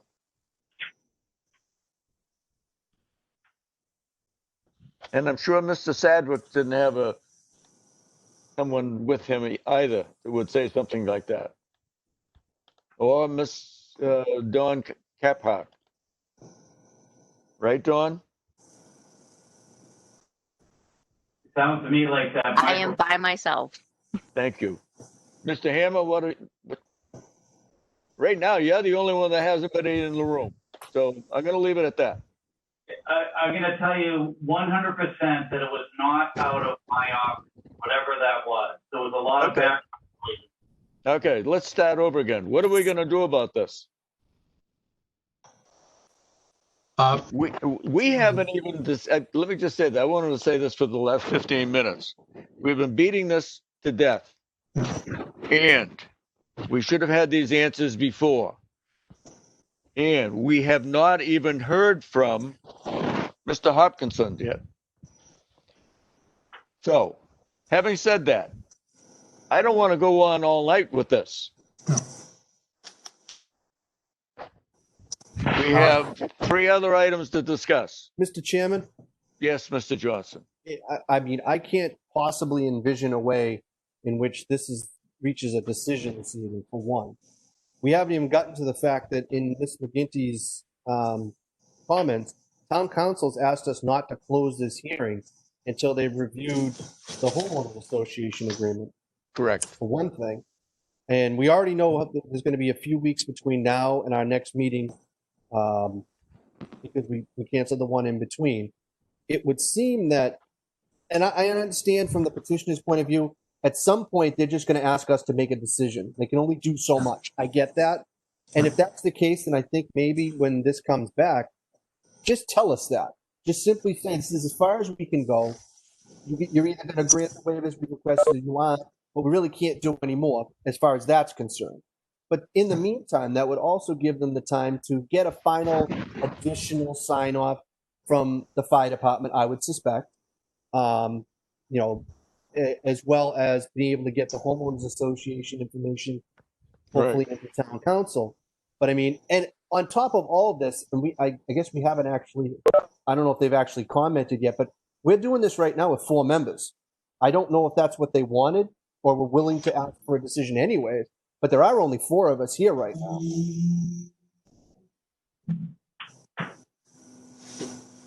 Mr. Plunkett? Thank you, Mr. Chairman.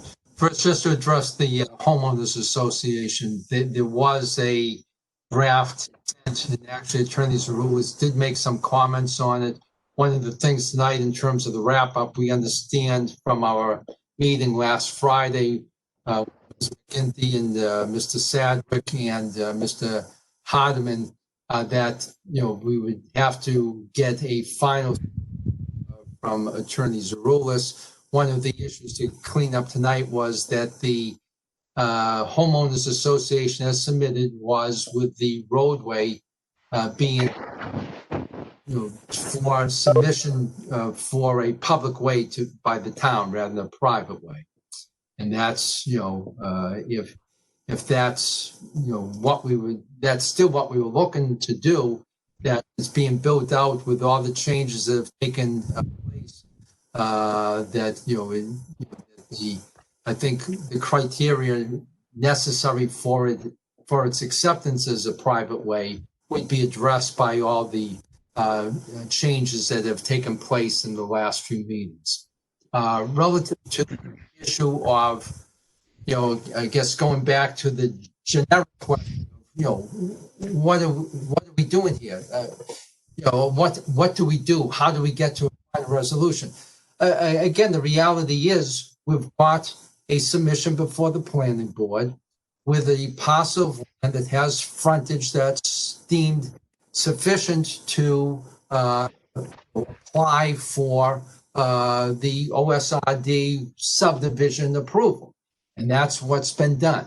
The fact that we now are dealing with issues that say, okay, you need 74 feet, or I thought earlier tonight there was a reference to 94 feet, but I know that the minimum is 74 feet, which is certainly at very zone with underlying bylaws. Again, I think it can be summed up in terms of how the previous type of approvals have been addressed, that we take into account feedback from the members of the town, work to our best to address those issues and provide for safe ingress and egress from the site.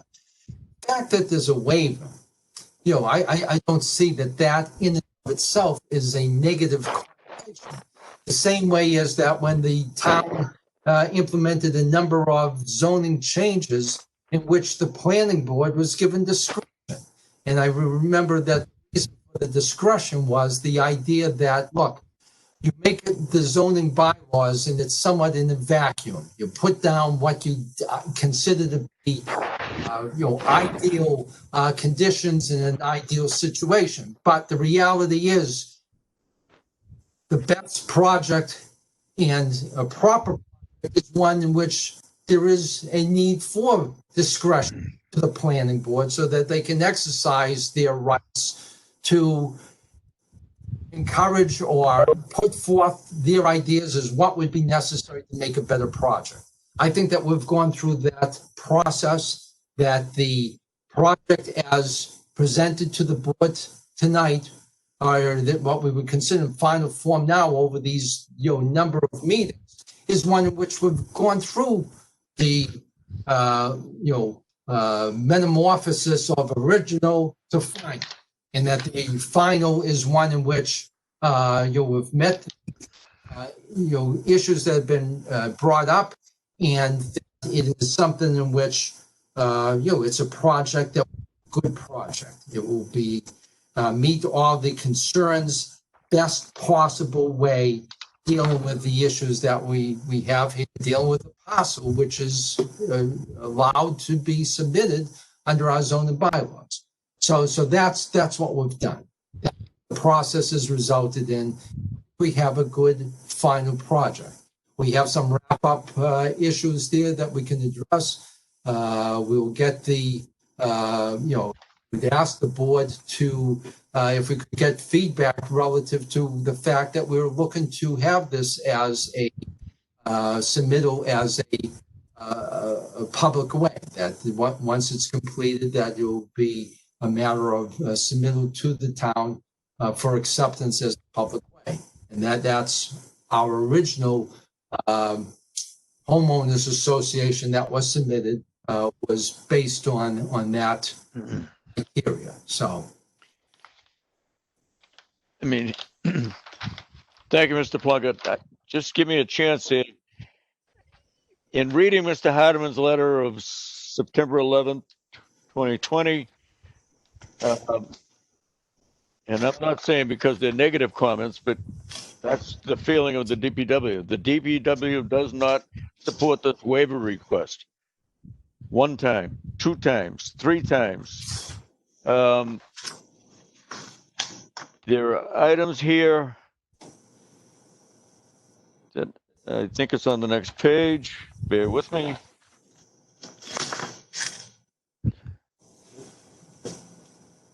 The DPW withholds providing a recommendation to the planning board until all comments have been addressed. Are we addressing, Mr. Hammer, are we addressing the comments? Yeah, so as I said before, when we had this call on Friday, because we received the comments on Wednesday after the submission, we had a meeting on Friday. Yep.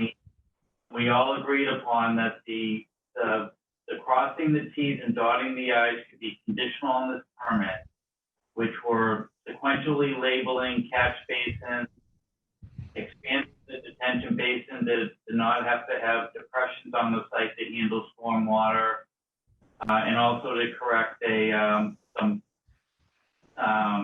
information that was on the grading plan that was illegible. And it was agreed upon on Friday that as long as those are the only outstanding issues, that those be conditional on the permit. Those are in your eyes, right? No, it was confirmed at the meeting on Friday that was agreeable by Mr. Hart. Mr. Hardiman, are you all set? Thank you, Mr. Chair. I agree that there are some minor comments in that letter, that did not have to be addressed formally and could be conditional. But Okay. there still are some serious issues with the waivers. And, as stated, the DPW isn't in support of the waivers. We've discussed it earlier that, fire code says 25-foot radius should be used. Our subdivision rules and regulations state a 25-foot radius should be used. And they're providing 15 feet on one side and an unlabeled radius on the other side, as well as an uneven roadway width. They're flaring out the roadway, and you look at it as flaring it out, but also it tapers the roadway down as you enter into the site. I'm in favor of a uniform width for the roadway, not a variable width. Well, board members, what's your opinion of where we are right now? If you'd like to give me an opinion. Mr. Johnson. Thank you, Mr. Chair. I think, I always respect Mr. Hardiman's comments. At the same time, as Mr. Plunker had pointed out, those are the rules. However, the board is given the ability to grant waivers on it. So when you make it an absolute, if it's not an absolute, meaning the board has the ability to waive things, then you can't hold it as an absolute. Absolutely, I guess is the way to say it. I would say. There's two pieces to it. There's what it says, but if you read on, it says we can waive it. We do the same thing with parking. There's a number, and then sometimes we waive certain amounts of parking. There's a reason why the waivers are built in. So it really comes down to, is the board okay with the waivers? That's ultimately our final decision. I think for me, the way I look at where we are on this is that there are some things that do need to be cleaned up. I think there are some outstanding things that would be best if they were addressed. But as far as the waivers go, I think we have the petitioner's sort of best presentation and the one they want us to look at in determining the waivers. So to me, if we stick with the way we've typically done this at this point, we give this to Ms. McGinty to start putting together the draft decision of presuming at this point that if we were to grant the waivers, how that would be, and the conditions that we've discussed as we've gone along, so that we have a draft final decision prepared for our next meeting, where some of these outstanding issues could also have been addressed in the meantime, so that we're in a position to actually take a vote, most likely or hopefully with 5 members also. Right. And Hi, Mr. Ryder. So that way we'd be able to make a decision up or down on all those things at that point, the way Right. we've done it, because we've been doing the draft decision. We've been trying to avoid doing any outstanding cleanup or, contingent issues and that kind of thing. And I think it's best if we stick to that, if we can. And we have not yet gotten a draft decision on this. So I think that would probably be our best bet. I know we still have the public comment, so there may be other conditions or things we may add. But that's my feeling, is I can't see us finishing this for one. But I think we should get that draft, decision done and have that prepared so that at our next meeting, wherever we end up, we're able to, make a decision because everybody's seen that. So that's me. Thank you, Mr. Johnson. Miss McGinty, go ahead. So for me to draft waivers and draft special conditions, it's not clear to me that the board made some definitive decisions, and I can't move forward with that. So for example, I haven't heard yes or no on, is this roadway gonna be, is the right of way gonna be a public roadway or private? So there's a number of things that I need direction from. I can't Yep. put words into the board's mouth, essentially. So Thank you.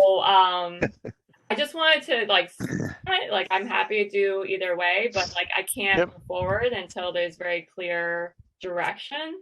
Yep.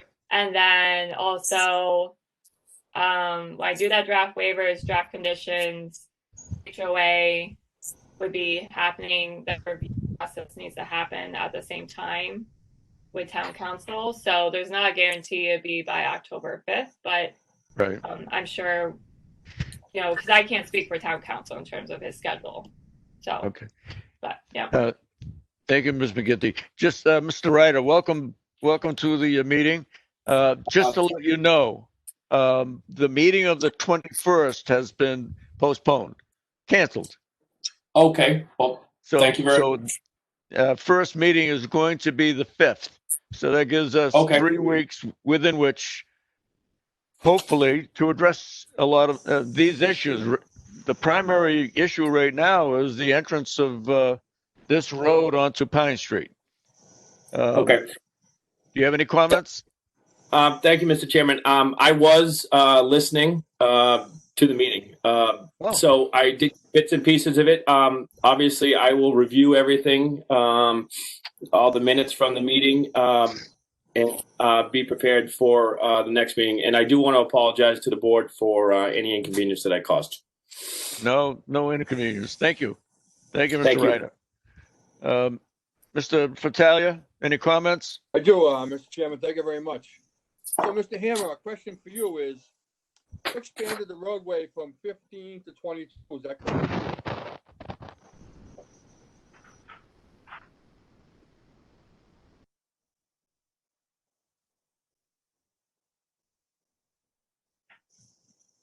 I'm sorry, did I lose somebody there? You go right ahead, Vinny. Yeah, Mr. Chairman, through Mr. Hammer, I asked you a question, is you expanded the opening of the road, all right, or the radii from what, 15 to 22 feet? Yeah, so the width of the roadway has gone from 22 feet, from 20 feet 20. up to 22 feet, okay? Okay. That's what we did in order to maximize the available area that we have out at where the roadway meets the other roadway. We've expanded the width up to 30. Okay. So that's where we're trying to just maximize all the available pavement that we can put out to the roadway where it leads up to Pine Street.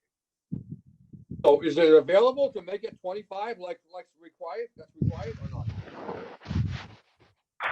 What's required is on under the subdivision control, for 1 to 4 lots, it's required to have a 24 feet of pavement for that roadway.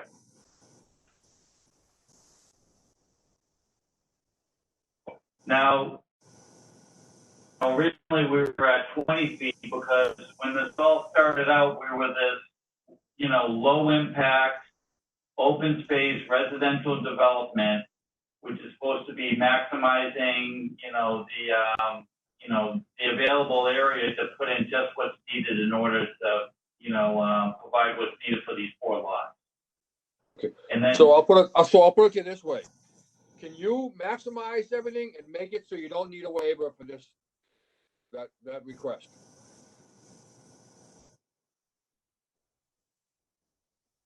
yes, we can make the road 24 feet. But the radius for the roadway, as with all projects that have a 40-foot right-of-way, will always need a waiver for that 25 feet radius requirement. I'm sure the planning board's issued that waiver on numerous projects. So that's where we got this. We're trying not to put in, too much pavement because we want to reduce the size of our drainage and try to, have more green space. That's where we were at that original 20 feet. 22 feet as recommended by Mr. Hardiman. And that's where we got to the Okay. All set, Mr. Chairman. Thank you. Mr. Chairman, can I Mr. ask a question? Who is this? This is Town Engineer Kevin Hardiman. Just 1 second, Kevin, Of course. if you don't mind. I appreciate what you said, Mr. Hammer, but on the other side of the coin is safety. It has to work with drainage, it has to work with radius, but you start reducing it because you want more green, it could become unsafe. That's all I'm going to say about that. Mr. Hardiman? Well, we don't want to create an unsafe roadway. As we've shown with the passenger vehicle analysis, that no passenger vehicles will be interfering with vehicles coming in the opposite direction with a 20-foot roadway, but we've increased that. We don't feel as though the safety is compromised from a public Okay. standpoint with the fire truck. Let me ask you a question that maybe that Mrs. McGinty would get a better feel for what's going on down there. Is this going to be, as it says on the plan of September 11th, a public way, 40 feet? Yes, it's always been. Public way. Yes. Okay. All right. Who wanted to speak?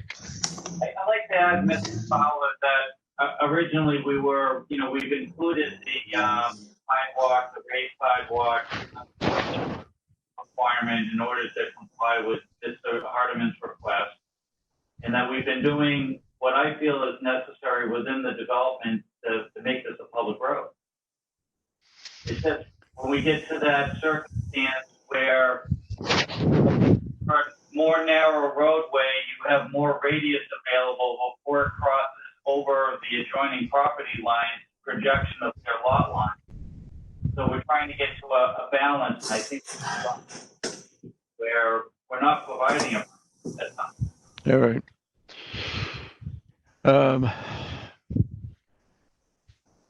Mr. Fratellia, Mr. Delaney.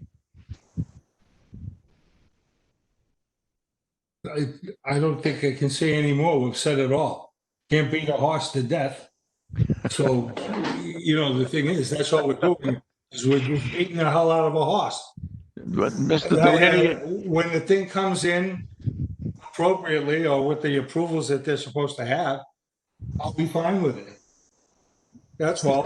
I asked the question about the fire department. yeah. Okay, I got an answer. Then it changed 17 times in the process of that answer. That's what I don't understand. Right. Why this is happening. Right. Okay. Mr. Delaney, I don't disagree with you. It seems like we talk about the same things. Originally, Mr. Hardiman was happy with the project when he first started out.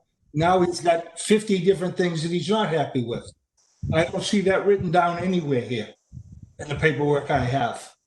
Okay, I see he talked tonight about the approvals of different things. So I accept his word.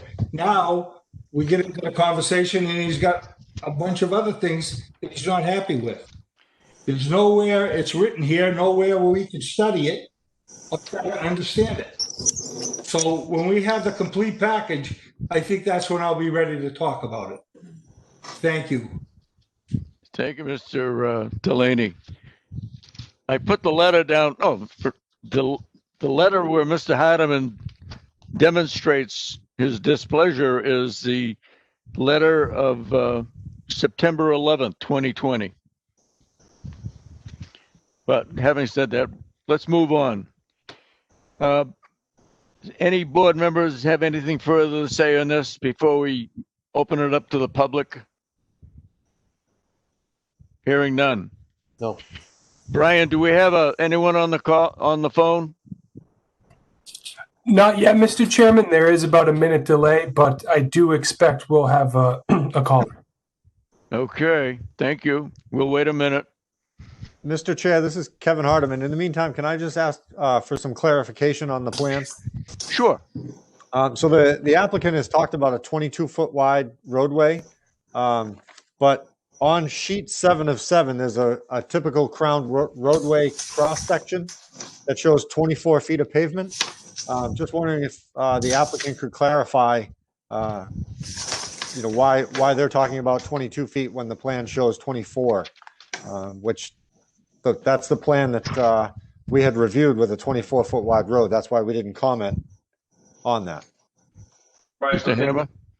Yeah, because the typical cross section for the town is in fact 24 feet. We're asking for a 2-foot waiver to reduce that down to 20. Did you hit that? Did you get that, Mr. Hardiman? Yes, Mr. Chairman. Thank you. Do you have any comments on that, Mr. Hardiman?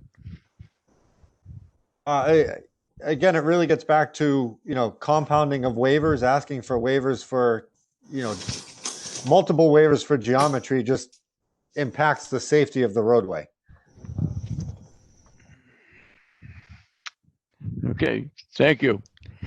I'd like to make one comment to that. Go ahead. I'm sorry. Go ahead.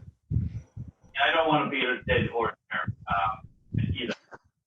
But we were at 20 feet wide roadway. It was in an effort to create an environmentally sensitive, low impact development project related to an open space residential development. That was the original intent.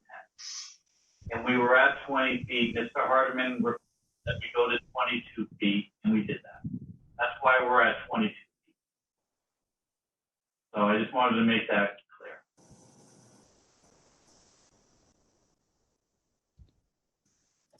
Thank you, Mr. Hammer. Mr. Chairman, we have a caller. We have a caller. Thank you. Go right ahead. You're Caller, on. go ahead. Caller, are you there? Yes, I am.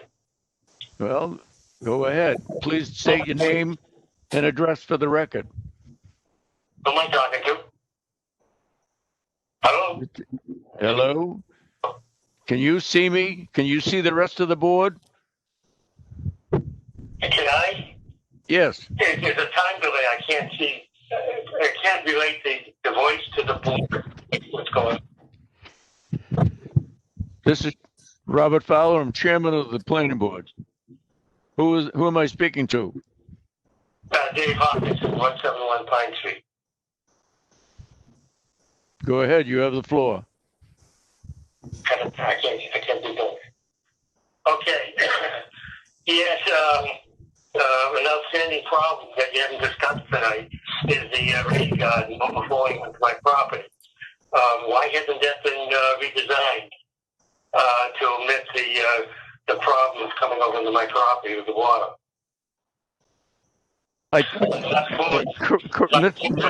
Determination that might happen to an abutter, and you fixed it. I would think I'm in the same situation here. Excuse me for a minute. Excuse me. Where is all the background noise coming from? Are you asking me? I'm asking everybody. Oh, okay. Out there. A microphone. Yeah. I can't.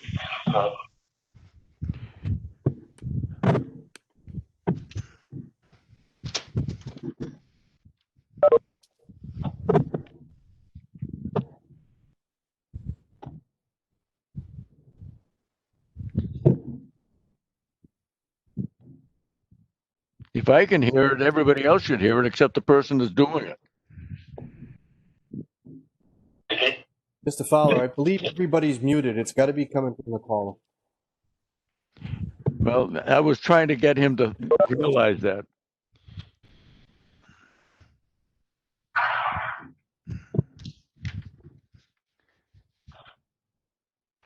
Mr. Hopkinson, Yes. what are you speaking on? A telephone? Yes, I am. Is it bouncing around, or it's a lot of background noise and it's It is not. interfere? Excuse me? It is not bouncing around. Well, it is doing something. You're the only one. I'm looking at the screen and all of us are muted except myself. Okay. And my microphone is hanging from my speaker on my head, so it's not touching anything. This is the same phone I've had all the time. Well, Hang on. Can you hear me now? I'm on off speaker. Nobody in the room can hear. I can hear you, but I can hear a lot of background noise also. Well, it's not us. You know, it's quiet. Okay. Well, let me just say, Mister, can you hear me? Yes, I can. Okay, look, I'm going to make a couple of comments. It appears to me. You're breaking up. I'm breaking up. Yes, you are. Let me ask everybody else. Am I breaking up? Across the street too. If I'm breaking up, whoever thinks I am, unmute yourself and tell me I am. Say it again. Brian, go ahead. Can you hear me now? I can hear you, but there's still background noise. Mr. Fowler, I have realized on some of these calls that people have television or watching this on their television, that may need to be shut off to eliminate some of the background. Well, thank you. Yeah, you're right. The TV is off. Okay. Well, let me finish what I was going to say. Okay.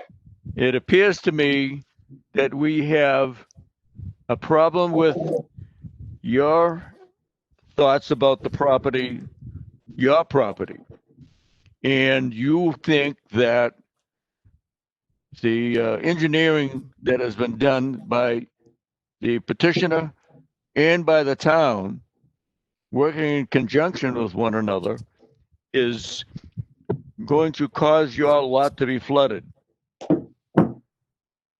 Stop right there for a second. No. But the issue is the rain garden has a spillway. Whoa. You're not going to, excuse me, you're not going to tell me to stop. Okay? You are not going to tell me to stop. Well, I just want to clarify. I'm sorry, go ahead.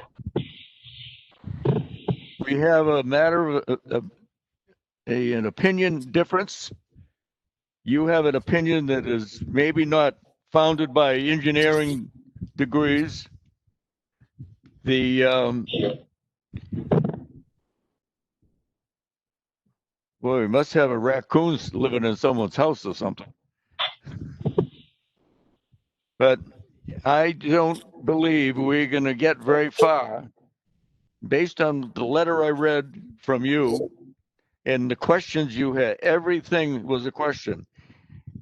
The thing is, you sent us a picture of what your lot looked like before they even decided to put a pencil on paper, never mind a shovel in the ground.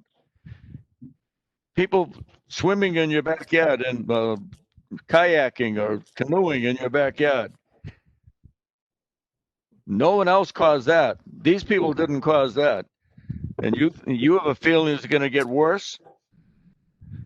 Well, no. What I showed again, that picture of the swamp that was drained, the flood area, that's the amount of water we're dealing with. It's just a picture to show the water, and that water comes every year. Okay, that's what's going to go on top of the cul-de-sac. It's going to drain down and go into the rain garden.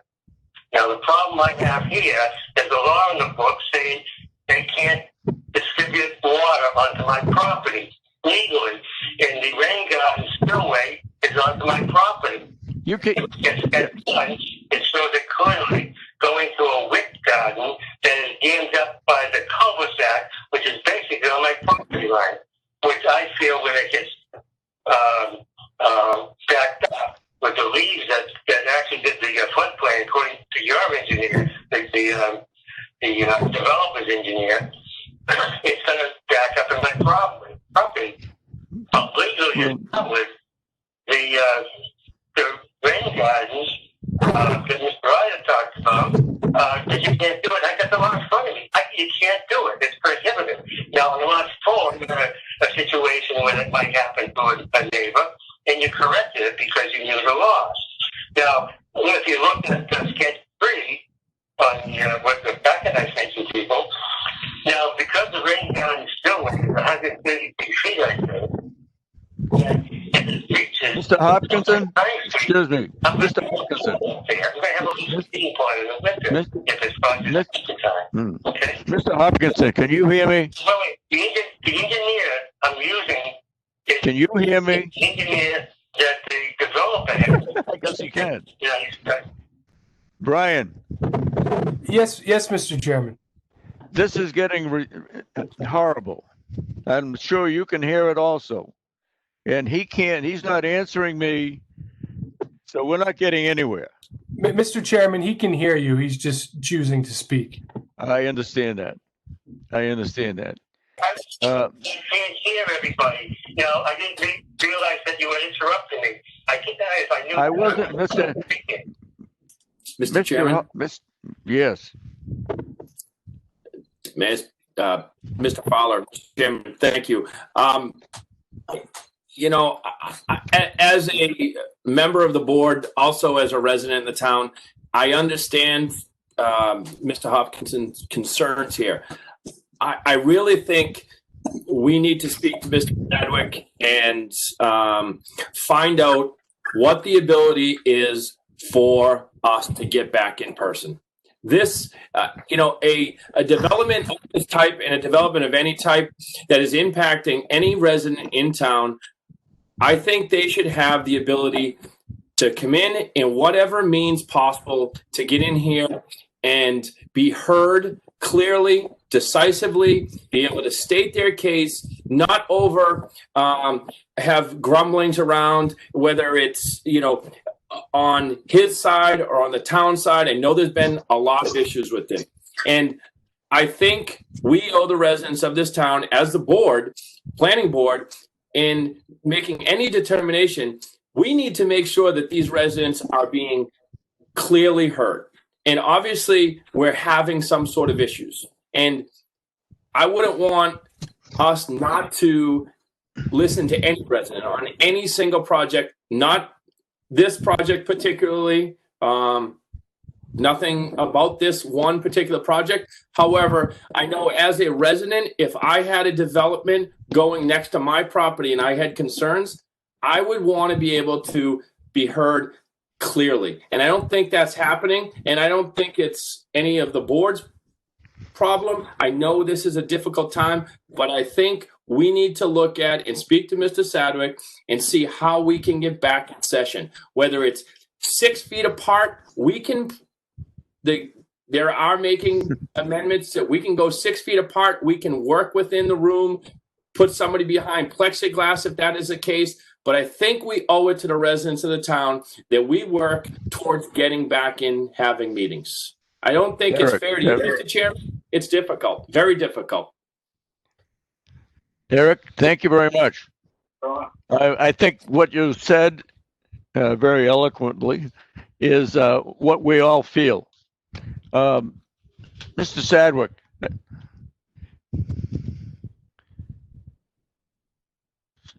Mr. Sadwick, oh, he is. Stephen? Yeah, yep. Did you hear the conversation of Eric Ryder? I did. Do you have anything that might have changed since the last time we talked? The governor's internal gatherings has not changed. We're still limited to 8 people per 1,000. The auditorium is 1,400 square feet, so we can get 12 people in the auditorium. 5 board members, 2 staff members, and then the applicant. Right. So that's for internal gatherings. I mean, we can continue to kind of look at other ways of trying to do this, but that's the governor's directive. Yep. Mr. Sadwick, if I may, thank you, Mr. Chairman. I understand, can we bring, if that's the case, having, I know Dawn is there taking the minutes, Anna's there. Can we make it so that there is one individual from the applicant and one abutter at a time, and they stay in a separate room? I just feel that this is too important to just be doing something over the internet. I know it's difficult for everyone, but we're obviously having some sort of communication problems, and I don't think it's fair that we make a decision that potentially could impact a developer and impact a resident. I think it's just too important that we sit back and we try and do this where we know we're having difficulties. We can give that. I mean, I'll talk to the town manager about it, but I mean, just so you know, we may end up running into situations where meetings will have to be shut down because we're not providing access to people. If we have one person in there at a time, then the question is, are you preventing the rest of the public from actually participating in or observing the meeting? So there's those second, third type impacts that we need to look at in setting up the meetings. I mean, most communities are still operating on a remote basis right now. Mr. Chairman. Yes, Mr. Johnson. Thank you, Mr. Sadwick. I understand the concerns, but I think overridingly the health concerns have to be number one. And I don't think bringing all of us into a building along with the support staff and whomever other than that, especially coming into the fall months of the year, makes any sense. I understand that this isn't best, but this is what everybody else is doing. I mean, I don't feel like our meetings are any more important than the Board of Selectmen's meetings and how they impact or don't impact the residents in town, or the Board of Health, or anybody else, or any other town for that matter. I think ultimately, I mean, I don't mean this to be funny. I don't mean this to be a wise guy comment. I'm saying this factually. We have a couple of members at minimum on the board who certainly fall into a high risk category for having a problem should COVID be something they're exposed to in the middle of a meeting, just because we're trying to get ourselves back into a building because of logistic problems. For really, ultimately, we've got one person who's having a hard time. We haven't had that issue really with other phone calls. In all honesty, one of the biggest problems here is that this is just a diatribe of comments without interruption. And that tends to be the problem in this version.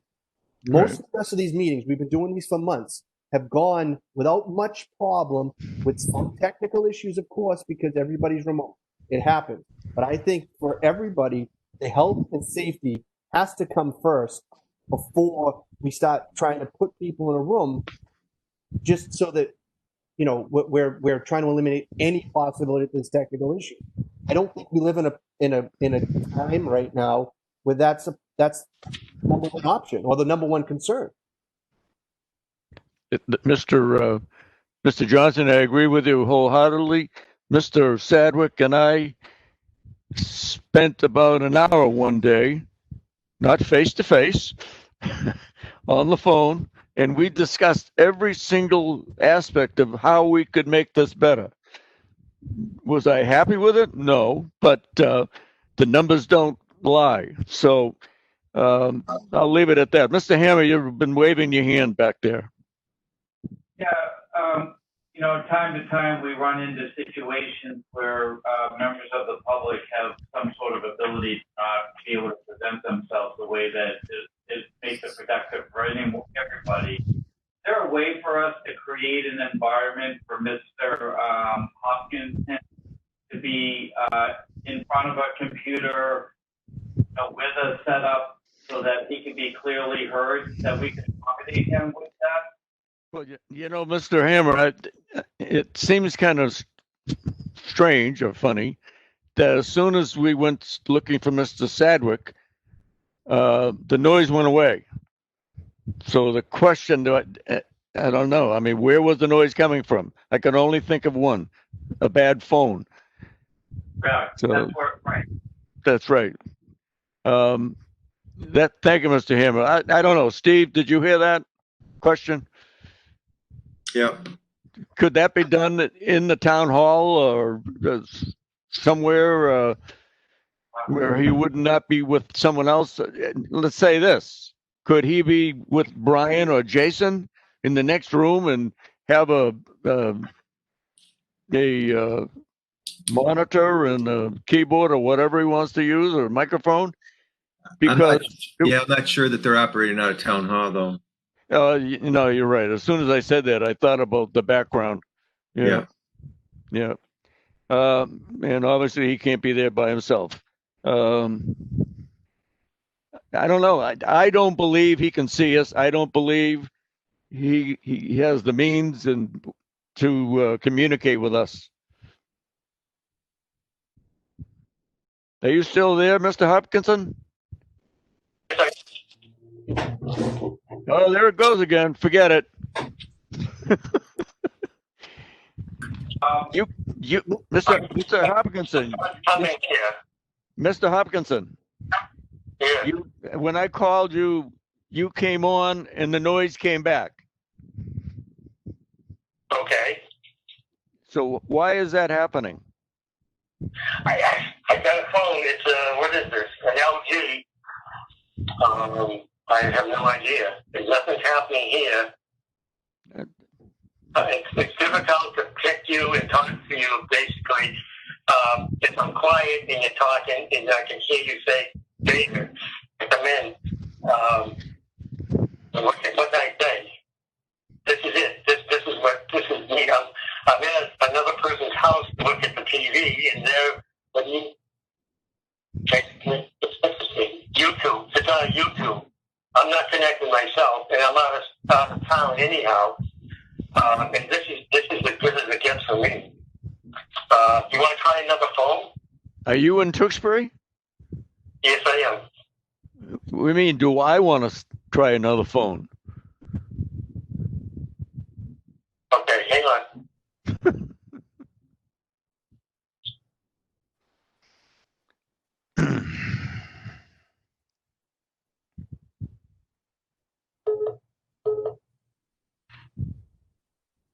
Mr. Chairman, in the meantime, while we're waiting, Yes. I mean, you know, we've been doing the hearings for this for some time now, and I don't believe that we aren't aware of what Mr. Hopkinson's concerns are. I think we're clear on what they are, so I don't believe he hasn't been heard. If anything, he's certainly reiterating the same concern meeting to meeting. So I don't believe that this should be considered a matter of he hasn't had a chance to be heard. We've gotten numerous paper submittals from him.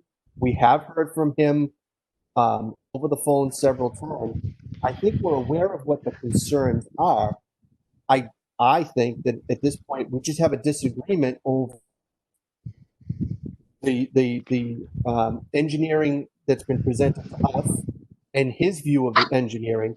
At some point, just like any other hearing or any other disagreement over an issue of one of our hearings, ultimately we have to make a decision, the board members, where we come down on that. If we side with Mr. Hopkinson on his concerns, then fine. But if we don't, then we're going to render a decision. We've had residents in the past who have been unhappy with a decision we made. That's not common. It happens. You know, there are mechanisms for an abutter to appeal our decision if they don't like it, just like there is for anybody else. So I think at some point, just like the rest of the issues we have this evening, we're going to have to move to a point where we either agree with one side or the other and render a decision.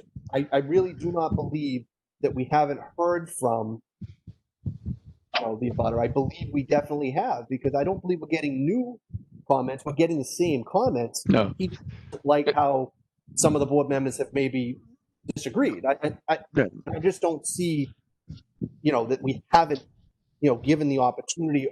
Certainly, I don't think anyone on the board hasn't heard what issues. Right. Mr. Johnson, Yes. thank you.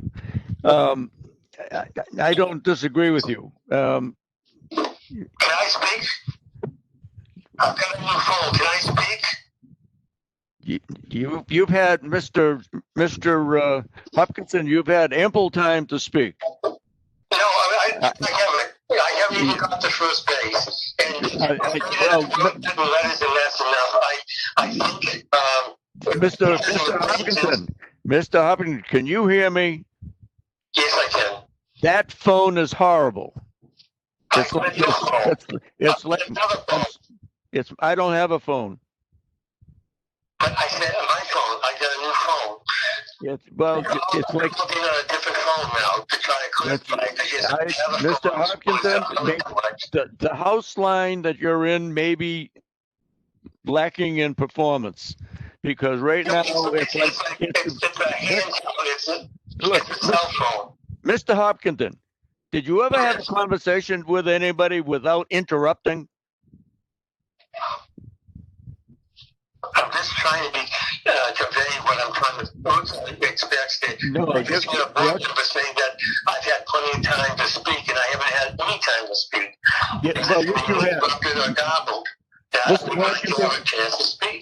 Mr. Hopkinson, yes, sir. I'm going to say a couple of things. We've bent over backwards to allow you to get all the plans as they came in to you, so that you could digest. Whoa. There you go again. Yeah, I'm sorry. I was just trying to add to the conversation. So I would suggest, I thought this 2 weeks or the last meeting, we're not getting anywhere. It's like Russia and the Chinese and whatever other countries, Israel and whoever, they don't get along. They're not going to have an understanding. We're not going to have an understanding. If you feel that you have been subject to improper guidance by us, then let us know. But I don't think so. You've sent letters, you've called, and it's the same thing. No matter what is done, you don't agree. So I think this board is going to have to make a decision, and if you don't like it, you'll have to appeal it. That's all I can say. I'm trying to find that out, and nobody seems to know how to appeal it. Is there a direction to go through Do you know a lawyer? Yes, I do. Then they'll know how to appeal. Why should I, for this part, why should I have to hire a lawyer? Because if you're the one that is aggrieved, then you have to hire a lawyer. Okay.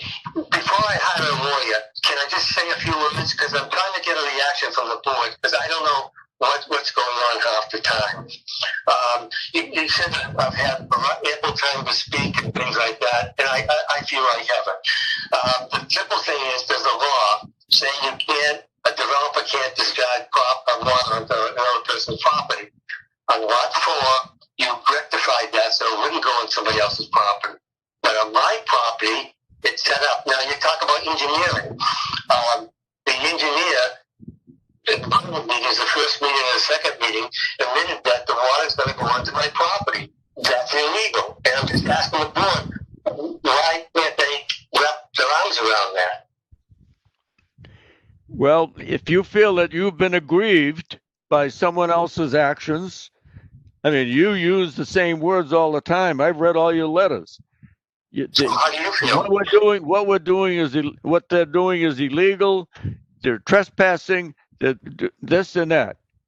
No, but that's up to you. This is before the board, and this is outside you. So I'm not. why do you reject that? Why don't you enforce that law? Well, we're going to Mr. down there. It's not our. It's not our. They couldn't do it. I agree.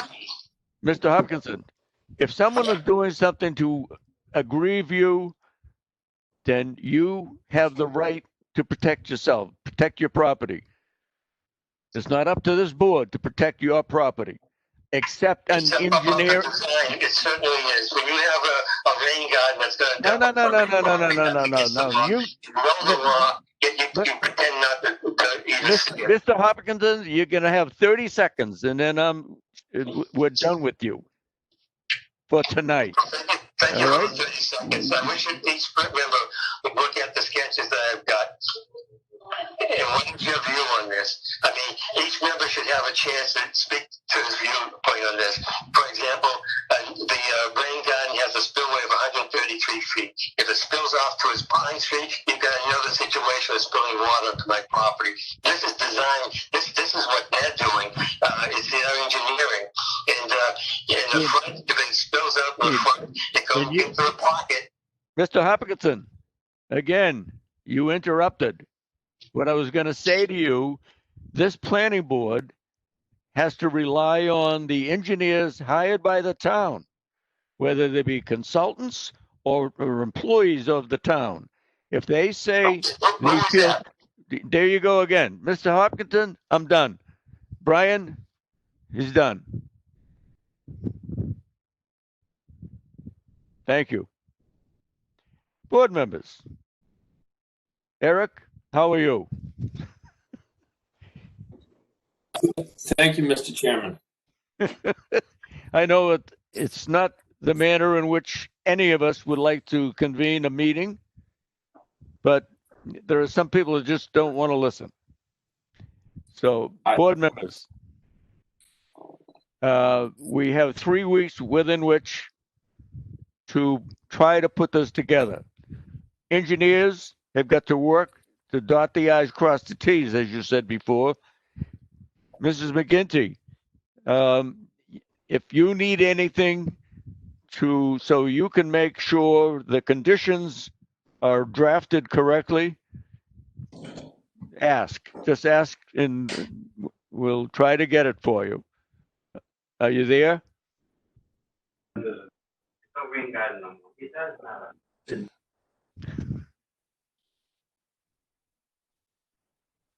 Mr. Chairman? Yes, Mr. I'm waiting for, is Anna there? Well, that was what I was going to comment on. From her comment from before, I think she just needed a couple of things from the board. One was, is it the intent of the board to move forward with this, that it would be in an accepted public way? I believe the answer that's why I asked. That's why I asked the question that is. And then the other question was, I guess, and I sort of took this because we're just looking for a draft, but if it's the sort of the hold intent of the board that we would grant the waivers that are requested at this point the way they're requested, then we advise her as such, and then she'll be able to draft it that way. But if we don't tell her that we think we're going to go that way, there's nothing for her to draft. That's I guess maybe a polling of the members. Right. If they're going to be fine with the waivers, then she can start drafting them. We may modify them at the next meeting. I don't know, but at least she has something to draft that way. Correct. If we don't, then we don't. That's right. Do the board members feel that they have enough control themselves over the waivers that have been requested, or will we need a list in front of us so that we can go through them? Mr. Fratalia. Mr. Chairman, thank you so much. This is getting crazy, but I think I think the waivers that as written can be drafted as written, I guess. So. Okay, Mr. Ryder, thank you. Mr. Ryder. Yeah, thank you, Mr. Chairman. As far as the waivers, I believe they're okay, but I would like to address something that you stated to Mr. Hopkinson, and then maybe if he's still listening to this. You know, I think I will speak to Mr. Hardiman tomorrow, and as you stated earlier, that we have 3 weeks, and I hear what what the resident is saying, and I'm going to set up a meeting with Mr. Hardiman and go over this to potentially, if he's willing, I'm willing to have a phone call with Mr. Hopkinson and Mr. Hardiman outside of this meeting. If it's something that it may work where it's a smaller group that we will be able to answer his questions. So I'm just trying to push this forward, not push it through, but push it forward so we can try and get some sort of resolution in for the October 5th meeting. So I will reach out to Mr. Hardiman, and Mr. Sadwick can sit in if he'd like to, and we could try and expedite that. But I think that's the best way to get this to move forward. Eric, I agree wholeheartedly. Thank you very much. Mr. No Johnson? Okay. Mr. Thank you, Mr. Delaney? Chair. Oh, I'm sorry. I don't know, can you hear me? Nope, time out. Mr. Can Johnson? anybody hear me? Yes, we can, Mr. we hear Delaney. you. Yes.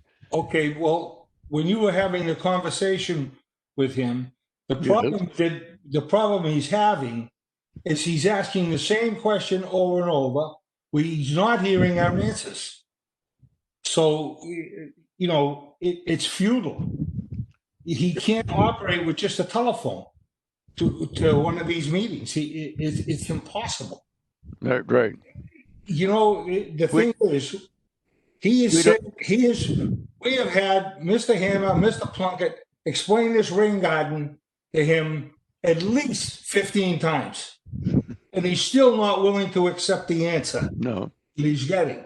Okay? We go by what Mr. Hammer and Mr. Plunkett and everybody, Mr. Hardiman, what they say to us. Okay? He's saying something entirely different. But I agree. Whatever way you're doing, I agree with it. Thank you, Mr. Delaney. I just couldn't, you know, the thing is, what I was trying to do is try to see if he could hang up his telephone and this noise in my ears would stop. Gee, that's amazing. But let's continue. I was going to make a motion to close the hearing. No, well, I I was going to make a motion, seriously, to close the hearing and see if we can straighten it out. Yeah. Eric, Mr. Ryder over here, he's got a way of trying to straighten it out. I don't know if he can. Well, He's only hearing one thing, his way. So we've got to go from there. thank you. That's all I have to say. Thank you, Mr. Delaney. Appreciate that. Eric, I appreciate what you've done. I would say this. I would like to join you, but I can't. No. I'll be indisposed for the next few days. And without getting into...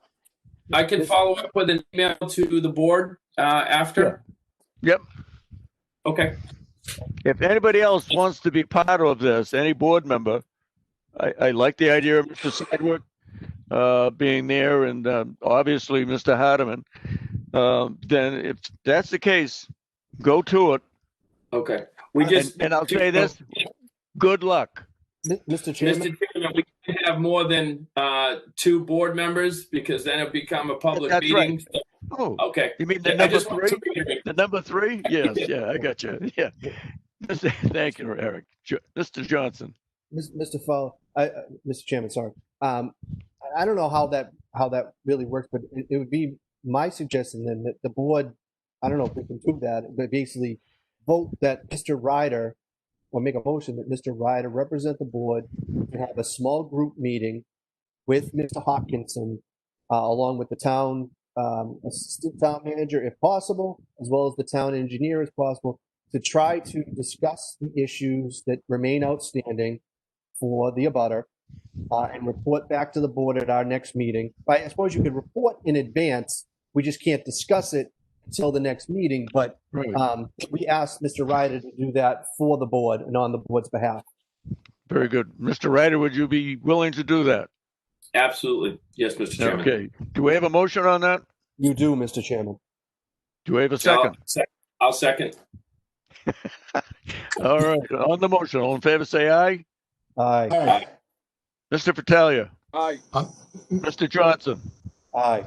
Mr. Delaney. Aye. Mr. Ryder. Aye. Mr. Fowler. That's me. I say aye. Mr. Plunkett, I haven't heard you make a motion. I'm Mr. only Chairman, joking. thank you. Okay. Just a question or a request that, if there's going to be a meeting and then there's going to be some sort of summation of points and conditions, that receive a copy of that before the next meeting, so we're not then hit with, oh, here's 15 points that No. need to be addressed. I think- I would just request that we, the applicant's team, be advised of whatever points of contention are listed after the meeting. I think that would be very easy because, as Mr. Ryder said, he was going to email us whatever transpired during that meeting. Plus, with Mr. Sadwick there and Mr. Hardeman, I think we'll be all set. Yeah. Okay. Thank you, Mr. Plunkett. Thank you. Mr. Chairman, right. with that, can we make a motion to continue this to our next hearing? Oh, please do. I just don't, I need a time and date because I don't have it in front of me. All right, 1 second. Hi, Mr. Chairman, this is Ann McGinty. Yes. So our Talk next about meeting the is 5th. October 5th, Right. and the next available time is 7 p.m. 7 o'clock. Right. So that'll be my motion, Mr. Chairman. Thank you. Do we have a second? Second. On the motion, all in favor, say aye. All right. Aye. Aye. Opposed, the ayes have it. We're doing this again. Mr. Ryder, Yes. Mr. Delaney, Aye. Mr. Fratalia, All right. Mr. Johnson, Aye. chair votes aye. Thank you. Mr. Chairman, Yes. Mr. Chairman, as I look over at my clock, I know that we are Clock. approaching the witching hour, but I think knowing that we've canceled our next meeting and it's going to be some time, that we go beyond, or we expect to go beyond our cutoff in order to at least get the 2 hearings in. Here- Absolutely. Okay. The witching hour, by the way, folks, is 11 o'clock. All right. I just want the people listening and the 2 hearings to know that we'll get to them. Yep. For anyone that has interest in this, 2512 Main Street is the next one, 180 Pond Street, and subdivision rules and regulations, which they might have to wait. If there's anybody that would like to call on these items as they come up, please do so, and I've lost my phone number.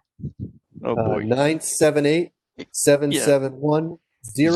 19, right. Thank you. No problem.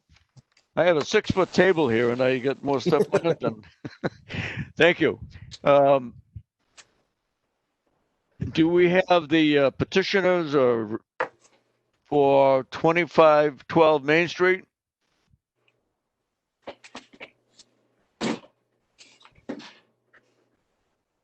Ms. McGinty, do you know if? Yes, so I know it's Jim Hanley, Oh, and I have the other list. Hold on. I believe he's still on. he's on. So Yeah, he's on. Hanley, Bill Hall, Pete Patel, and Al Kazanjan. Right. Okay. So Very good. Thank you. Mr. Hanley, are you there?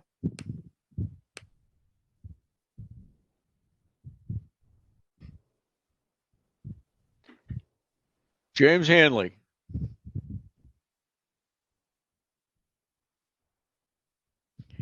Anyone representing 2512 Main Street here? Mr. Chairman, it's Steve Sadwick. You know, it looks like Jim Hanley's having some bandwidth issues. He's got that yellow triangle that's popping up in his block. So you may want to just table this and take up the other hearing. Okay. Thank you. Mr. Chairman, I'd like to make a motion to lie 2512 Main Street on the table. well, But Anna. I'm sorry. So for 180 Pond Street, Jim Hanley is the consultant for that as well. I understand that, but if he's not here for one, he won't be here. But there might be someone else here for 180 Pond Street. Yeah, that He's in makes now. Hi, Mr. Chairman, can you hear me? Where's Mr. Hanley? Yes. Who's that? Oh, there you are. I am, yes. Can you hear me? Yes, we can see you in here. Were you on a Coke break? No, something happened. It froze up on me. Welcome to the club. Welcome to the club. Mr. Hanley. Yes. So you here representing 2512 Main Street? Correct. We're here for 2512 Main Street. We've made some progress over the last 30 days or so. I'll kind of briefly go through this and then see if you or the public have any questions. So very good. Go right ahead. Just to kind of walk through where we are, we were way back in April when we initially came in front of you. July 13th was our second planning board meeting. You remember the material items of that meeting. It was specific to how we reroute the drainage around the proposed building. So we continued on July 13th. Throughout August, we worked with DPW as well as conservation. We actually had a meeting with the town officials on August 25th. So I had my clients there, our representatives, as well as Mr. Sadwick, Ms. McGinty, Mr. Hardiman, and I believe the town manager was there as well. Basically, the idea here was to kind of get everybody that had an interest in the project to have one meeting outside and kind of look at the moving parts of this and try to come up with a solution. So out of that meeting, the changes to the plan, we had to do a couple of things to satisfy everyone. First and foremost, the town was adamant about reducing the size of the building. We came in with a building that was somewhere about 4,500, 4,300 square feet, give or take. We reduced that building down to 4,000 square feet. So it's not a ton, but it is something. So we went from a 38 by 113 to a 35 and a half by 112.67 in a few inches. What that allowed us to do was pull the rear of the building further away from the wetland. I know that's not your primary area of concern, but we're able to address conservation's concerns with that, as well as create a little bit more area on the side of the building to get the on-site drain pipe on the same side of the building as the DOT drain pipe. And that's kind of where we left it last time around. So we met on the 25th of August. On the 28th of August, we resubmitted plans. On Thursday of last week, we got an email acceptance from DOT, which I provided to Ms. McGinty. We still need to actually get the formal permit approved, but now that we have their okay with it, we can put together the final pieces, which are an easement plan for one to submit and hopefully get their final approval. On Friday of last week, we got a review letter from Mr. Hardiman and DPW, which essentially says that all technical items that they had in their letter have been addressed. We've also got a draft,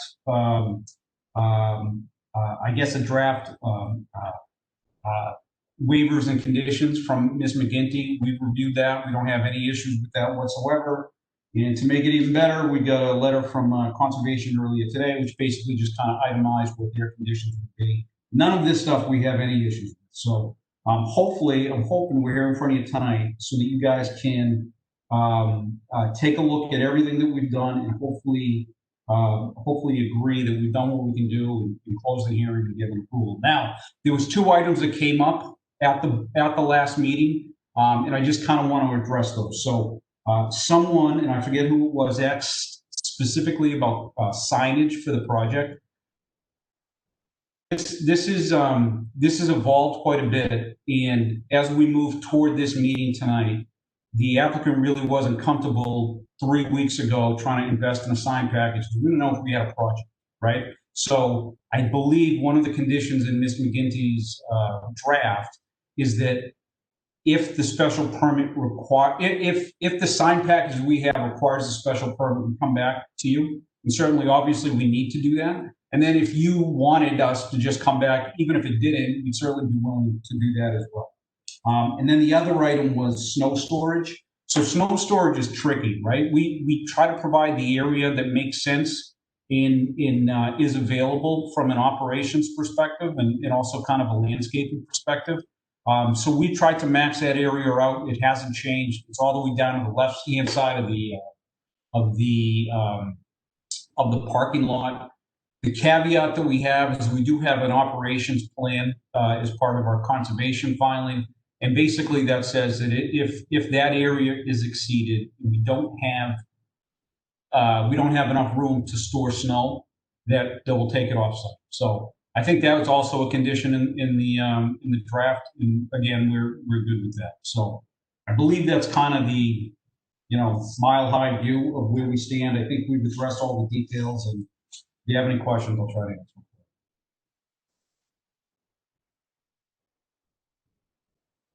Can't hear you, Mr. Chairman. Is everybody on mute? No, Mr. Chair. Jim, I hear you. Bob? I was obeying the rules. I was obeying the rules. I apologize, Mr. Hanley. I was complimenting you too. I liked the very concise format that you had for explaining where you were. It made it easy to understand. And again, I appreciate that. And I'm sure if there's anybody that is listening, Mr. Hardeman, Ms. McGinty, Mr. Gilbert, I think he's still here. If he was here, his name is here. If there's any of the board members have a disagreement with us, let's bring it up now. Let's move this along. Mr. Chairman? Yes, Mr. Ryder. Thank you, Mr. Chairman. I think this, Mr. Hanley, thank you very much. From my standpoint, I know that I discussed this the last time with Mr. Hardeman about having the two outfalls together. And I think by reducing the building size and getting that separation, I think you're meeting the requirements that DPW requested. And I think that the applicant has done everything that we or myself requested, and as well as the DPW requested with moving that drain line. And I thank you very much, and I appreciate that you guys took that extra effort in reducing the size to make this project work. And I'm looking forward to that development, making that a cleaner looking building out there. And hopefully there's more to come out that side of town. Very good. Thank you, Mr. Ryder. Any other members of the board? Any conversation? Mr. Chairman, Vinny Fratelli here. I am also happy with the development that's to where we are today. This store owner is looking to invest a ton of money into town, improve his property, and it's just a good example of how working together, we can get these issues resolved. And with the Mass DOT, Mr. Hardeman, the selectmen on board, I understand there was a meeting at the site, so that's great. One question I had, Mr. Hanley, is on the plans you show four waivers, but on the conditions we had 5. So I didn't know if that was just a typo or something. So I think I looked at that before we came on. Ms. McGinty's draft is correct. On my plans, I'm listing waivers to the I guess it would be to the zoning. Yes, to the zoning. Okay. And in the chapter 19 is specific to the town bylaw. So I got you. Okay. That's the difference, but that's part of the request as well. Yep. With that, I'm all set, Mr. Chairman, and look forward to the development coming on board. Very good. Thank you, Mr. Battaglia. Board members, anyone else? Hearing none. Open it up to the public. Brian, any phone calls? We have no callers right now, Mr. Chairman, but we still are about a minute behind. I understand. We'll wait a minute. While we're waiting for the phone call, anybody else have anything? Mr. Chairman? Mr. Johnson. Just for a clarification, I just want to, I think this might be where we're headed next, while we delay for any telephone call. Ms. McGinty, on the waivers, if we decide to grant the waivers, we need to do each one of these individually, one by one,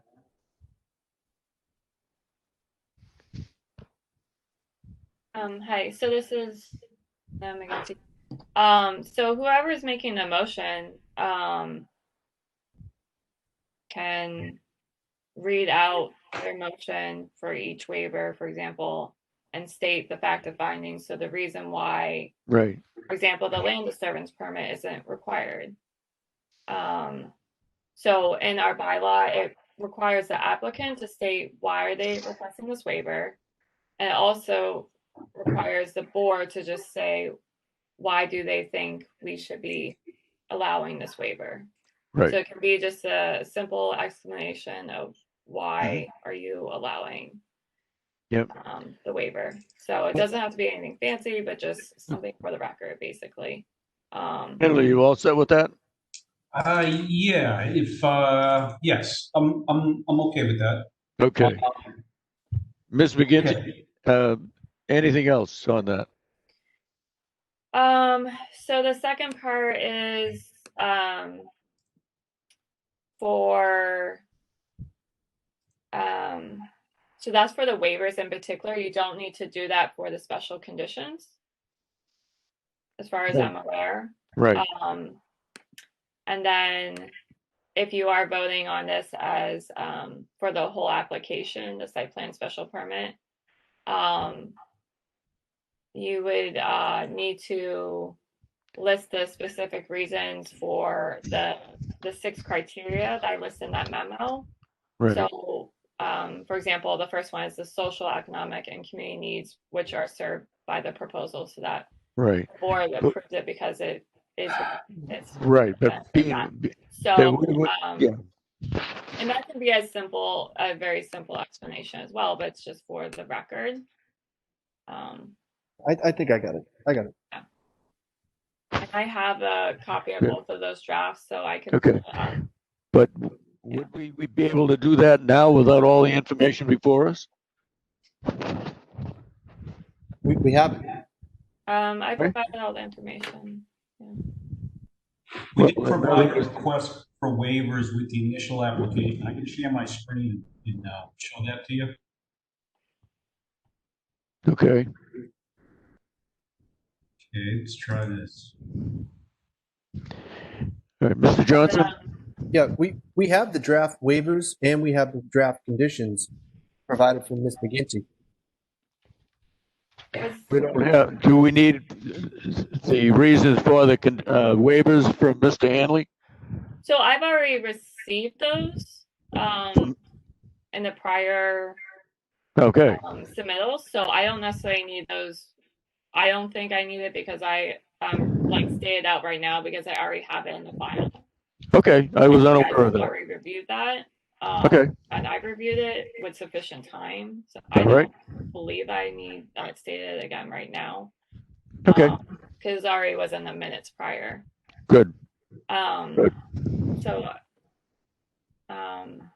when you're ready, when the public, if there's no one from the public and you're ready, just let me know and I can. Right. Okay, fine. Thank you. Board members, anything else? No. Hearing none. Brian, anybody on the phone? We have no callers, Mr. Chairman. Well, thank you very much. What's the pleasure of the board? Move to close the public hearing.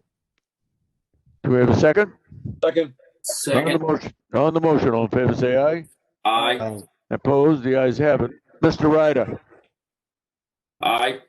Mr. Fratalia. Aye. Mr. Delaney. Aye. Mr. Johnson. Aye. And the chair votes aye. And do we have a list of waivers? I have it in front of me, Mr. Chairman. Okay, thank you. I'd like to make a motion that we grant the waiver for section 19.04 of chapter 19, waive the land disturbance permit. As we've discussed in previous hearings, that is handled by another entity, so we don't need to do double up on it, so it'll be taken care of elsewhere. Very good. Anything else? We have a motion on that? That was my motion, yes. I'm sorry. Was it just the one here, one waiver? We have to do them one by one. I know, that's what I said is. There's 5, Mr. Chairman. There's 5 waivers.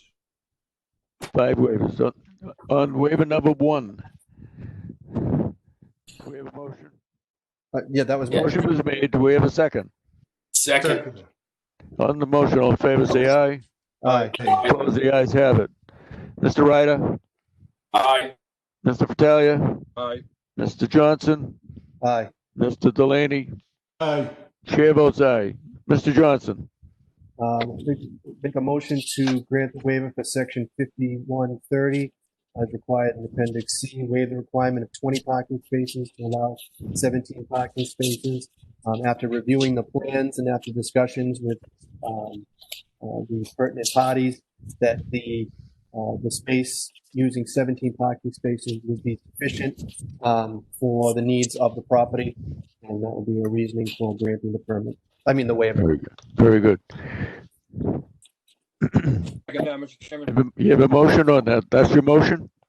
His motion. Second? I can- Se- Yes. Who seconded it? Vinny did. Oh, okay, Jay. thank you. But on the motion, all in favor, say aye. Aye. Aye. Opposed, the ayes have it. Mr. Delaney. I think Mr. Hudson's noise is back again. Mr. Fratalia, Aye. Mr. Johnson, Aye. Mr. Ryder, Aye. chair votes aye. Mr. Johnson. Make a motion to grant the waiver for section 5140, waive minimum width of maneuvering aisle of 24 feet required for a 90-degree parking angle to allow a 20-foot minimum aisle. Granting of this waiver because after again reviewing the plans and discussions with the pertinent parties, that the site will allow for this waiver and not be a detriment. Second that, Mr. Chairman. Mr. Fowler, you're on mute. See, I do the right thing and I can shoot myself. On the motion, all in favor, say aye. Aye. Aye. Opposed, the ayes have it. Mr. Fratalia. Aye. Mr. Ryder. Aye. Mr. Delaney. Aye. Mr. Johnson. Aye. Chair votes aye. Mr. Johnson. Make a motion to grant the waiver of section 5171, waive the minimum access drive to be less than 200 feet between the access drives to be 137.4 feet. Again, after reviewing the parties, that the granting the detriment, the assets of the property to have those situated the way they are. Very Second. good. On the motion, all in favor, say aye. Aye. Opposed, the ayes have it. Mr. Johnson. Aye. Mr. Delaney. Aye. Mr. Fratalia. Aye. Mr. Ryder. Aye. Chair votes aye. Mr. Johnson. One Make a more. motion to waive section 5421, waive the minimum distance of the off-street parking area to be within 20 feet of the property line abutting the street right away. Again, having reviewed the plans as submitted and looking at the design of the property, this will not be a detriment, and the parking as presented will be an asset to the property. Motion, and do we have a second? Second. On the motion, all in favor, say aye. Aye. Aye. Opposed? Mr. Ryder. Aye. Mr. Delaney. Aye. Mr. Fratalia. Aye. Mr. Johnson. Aye. Chair votes aye. That's it, Mr. Johnson, right? Yeah, and so moving on to the site plan special permit as requested. Right ahead. So make a motion to grant the site plan special permit, having first made a finding that the requirements of, as listed, Mr. McGinty, I'm sorry, do you need me to read these off? No, Mr. Johnson, I can show it on my screen. Okay. So If you this would gets like. you put the list of findings up on the screen. Conditions?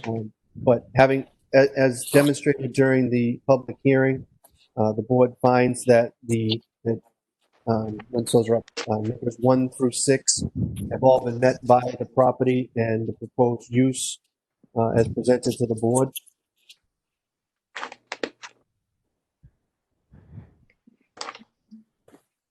All right. Did everybody see those? Hold on one second. Yep. Yes. Okay. And having made that finding, the board has the draft special conditions numbered 1 through 9, as they also appear on the screen. Ms. McGinty, do you need me to read these? So we haven't in the past when we're doing remote. So Okay. All right. So those nine special conditions will be made part of the special permit. Yeah. Just for the record, we all have a copy of those, and we've all reading them on the screen. So, correct. Thank you, Mr. Johnson. Johnson, I'll second that motion. Say on the motion. On the motion, all in favor, say aye. Aye. Opposed? The ayes have it. Mr. Johnson? Aye. Mr. Ryder? Aye. Mr. Patalia? What happened to him? Mr. Patalia? Aye. Mr. Delaney? Aye. You disappeared. What's next, Mrs. McGinty? Oh, Mr. Johnson. I believe that we only now congratulate the petitioner and wish them luck. they're all set with me. So You're all set. Very good. Thank you very much. Okay. Thank you, Mr. Hamlin. Jim, good job. Thank you. A nice change from the year before. Really? Let's see. Next item on the agenda is 180 Pond Street. Mr. Hanley. Yeah, Mr. Chairman, Jim Hanley, Civil Design Consultants. Are you back? You're back with us. I'm back already, yep. Along with Matt Ginsberg, and I'm going to attempt to share my screen here. Okay. Nope, not that one either. Okay. I trust you can see my screen? Yes. Okay, great. This is 180 Pond Street. We have an application in front of you for a land disturbance permit application. Just to refresh your memory, we're actually in front of you middle of July for the A&R. We had a brief discussion, on a few items, and that's the same property here, right? So we're at the intersection of Pine Street and Pond Street. Long Pond is to the west.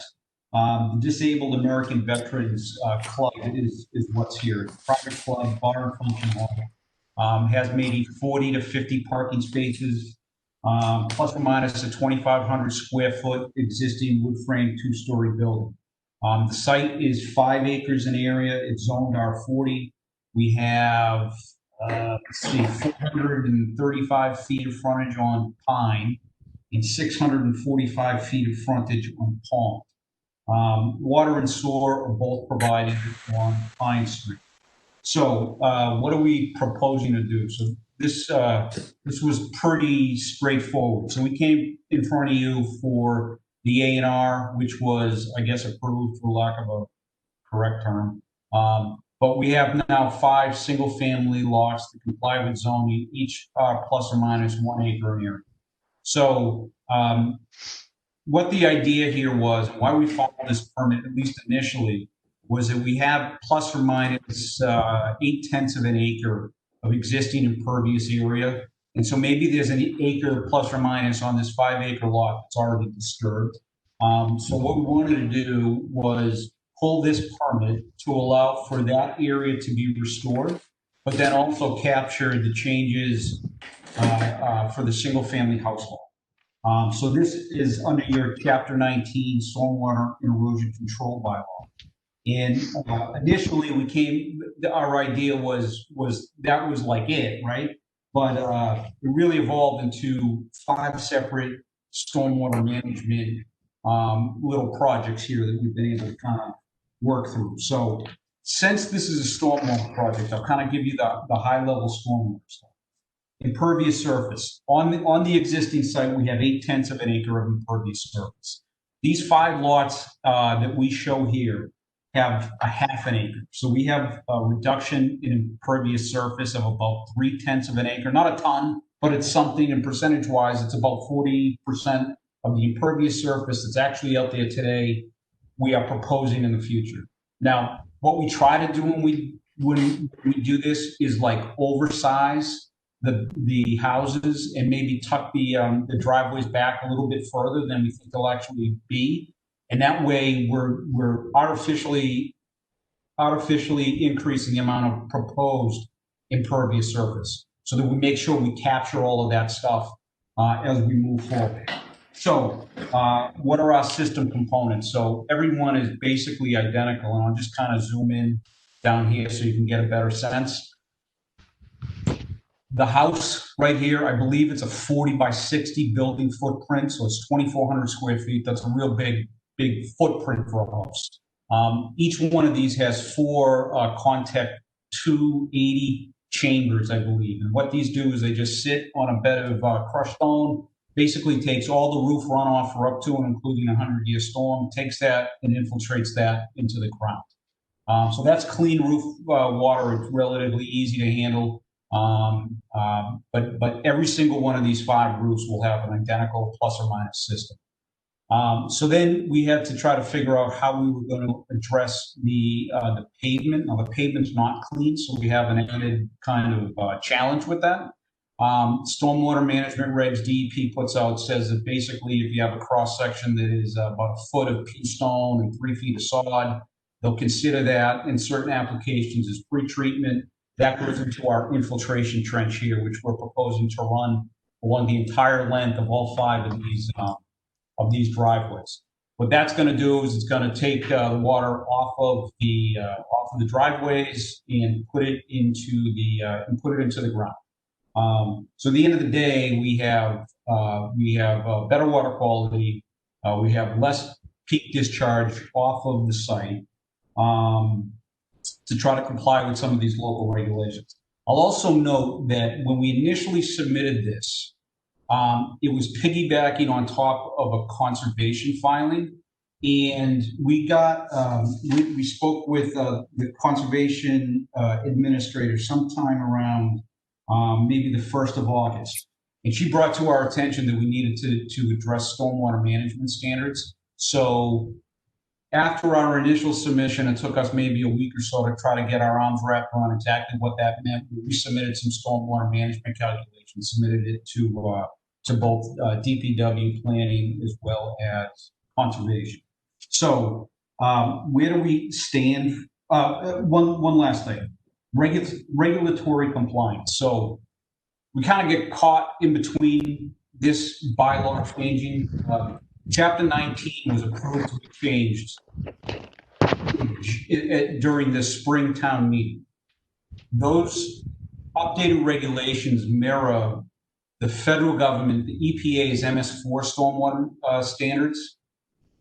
Those have yet to be approved by the attorneys general, so they haven't been officially adopted by the town. What we've done here is, so we've looked at all of that stuff. And we also have the DEP stormwater management standards. So we actually have 2, mostly the same but slightly different. It creates a little bit of a wrinkle. Now the MS4 are not required to be followed yet. At least that's my understanding of it. And Mass DEP standards are. But these systems that we designed here have been designed to meet both of those. Not so much because we have to, kind of because it worked out that way, but also to just kind of go the extra effort and try to address as much as we can. So the last thing I want to point out here is that each one of these driveways essentially has a belly down at the right-of-way line. And this is something that came up during a conversation with DPW last week, that they didn't want to see this triangle here discharge off of our driveway into Pond Street and then into their system because it's a violation of that MS4. We don't necessarily need to deal with, but we said, okay, that's fine. So each one of these now has been designed to go from the edge of pavement up a couple of 0.3 of a foot over plus or minus 6 feet and then back down 3/10 of a foot over 6 feet. So you have this kind of ponding area here that will collect water on each one of these 5 driveways and push it into the infiltration. So that guarantees, I guess, or reinforces the fact that we're not going to have any discharge off of our lots onto Pond Street. With that being said, the one thing I also kind of wanted to mention here was that during the conversation about the A&R plan, we got a question relative to the height of the cell tower. So we went out on somewhere around the end of July, located this cell tower, took a shot to the top of it. It's 135 feet.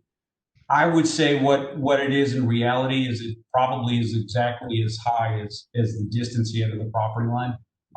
So you can see that certainly the fall radius is within the setback. We're not anywhere near it over there. So where do we stand right now? So we got we spoke to DPW last week. We got a review letter from them on Friday of last week. I looked through it. I thought it was, although it's, 6 comments deep, I really think there was two substantive comments. So we took some time late last week, over the weekend. We addressed the 2 comments that were there. These are specific to groundwater mounding calculations. And it's also specific to just confirming our impervious surface that we use in the existing conditions to model our stormwater. So those are basically the things. We cleaned it up over the weekend. We sent it in, dropped off hard copies. It was today. And I know that doesn't give DPW much time to look at it. We did have a conference call to just kind of walk through it at 1 o'clock today. Anna and Ms. McGinty and Ms. Gallo were on the conference call along with Mr. Hardeman, and that's kind of where it stands right now. I think we're in a position where we have addressed the comments that we have, but I don't have confirmation back yet from DPW. Well, thank you, Jim. With the dialogue you had with the meeting you had, was there any? Am I off again? No. Is there any? Were there any questions left unsaid? So if Mr. Hardeman's here, I prefer he answer that. Well, that I'm asking through you to him. Yeah, I mean, so I believe we've addressed everything that's been presented to us. Granted, I gave him a set of plans this morning, so that's kind of hard to do. But I believe all technical items at this point, from our perspective, are addressed. Very good, Mr. Hardeman. You're all set with that? Thank you, Mr. Chairman. So, as Mr. Hanley said, we just received the plans today. We have not had a chance to review them. But in the quick look through, the one concern that comes to mind is the impervious area that's shown on the plan, which will be the record plan, doesn't reflect what is actual impervious in the field. I know Mr. Hanley has provided another sketch with an aerial from the drone flyover that he did. I would just recommend that at this point, that new edge of pavement line be incorporated into a record drawing set. Because as we've all experienced, projects can linger and morph before they actually take effect. So I think it would just be helpful to have an accurate set of drawings provided. So I have no problem with that. We have no problem with that. The hatch of this plan was meant to show areas that's being restored and not specifically impervious surface. But that's fine. I mean, that's something we can do tomorrow. Thank you, Mr. Hanley. Yes. Thanks, Chip. It's not necessarily the hatch that's shown it. There is an edge of pavement line on the plan. Yep. That will need to be adjusted. So. Very good. Yeah. Aside from that, Jim's work to address the comments that we've had. We will perform a full review and provide any feedback from that. All right. Thank you. Nice to see cooperation. Board members, any questions? Mr. Johnson. Thank you, Mr. Chair. No, I mean, I don't know how we treat this. We treat this like the others, and we wait for that final answer to do it, or if this Great. is something that we do with contingencies. I know it's not the regular site plan approval, so it's not it's not a big one. But I don't know how everybody else feels. I'm okay either way. It sounds like at this point it's more a matter of Mr. Hartman getting the plan he asked for to fill out and finish up the file. But otherwise seems okay. So Yeah. I'm okay either way. The rest of the board wants to go. No, that's always the case. We want Mr. Hardeman to be happy. Mr. Delaney, are you all set? I'm all set with this, Mr. Chairman. Mr. Ryder, thank you. Yeah, Mr. Chairman, thank you. No, I'm all set. I just know what we've done in the past is waiting for Mr. Hardeman's final review. But if as Mr. Hanley just stated, I think he's addressed those comments, and I think if the final review comes back as positive as we're speaking now, I think we could move this at the next meeting. Very good. Listen to Mr. Hardeman. I think we're all set on this anyway, so that's good. Thank you, Kevin. Mr. Fratalia. I'll mute myself. Yeah, thank you, Mr. Chairman. It seems like the applicant and who Mr. Hanley has done his due diligence as far as getting all these plans squared away. And I want to thank him for being proactive as far as the new stormwater regulations. That's always nice of a project coming in, looking forward. I would have no problem voting this tonight and moving it forward. So with that, I'm all set, Mr. Chairman. Thank you, Mr. Battalion. The chair votes accordingly.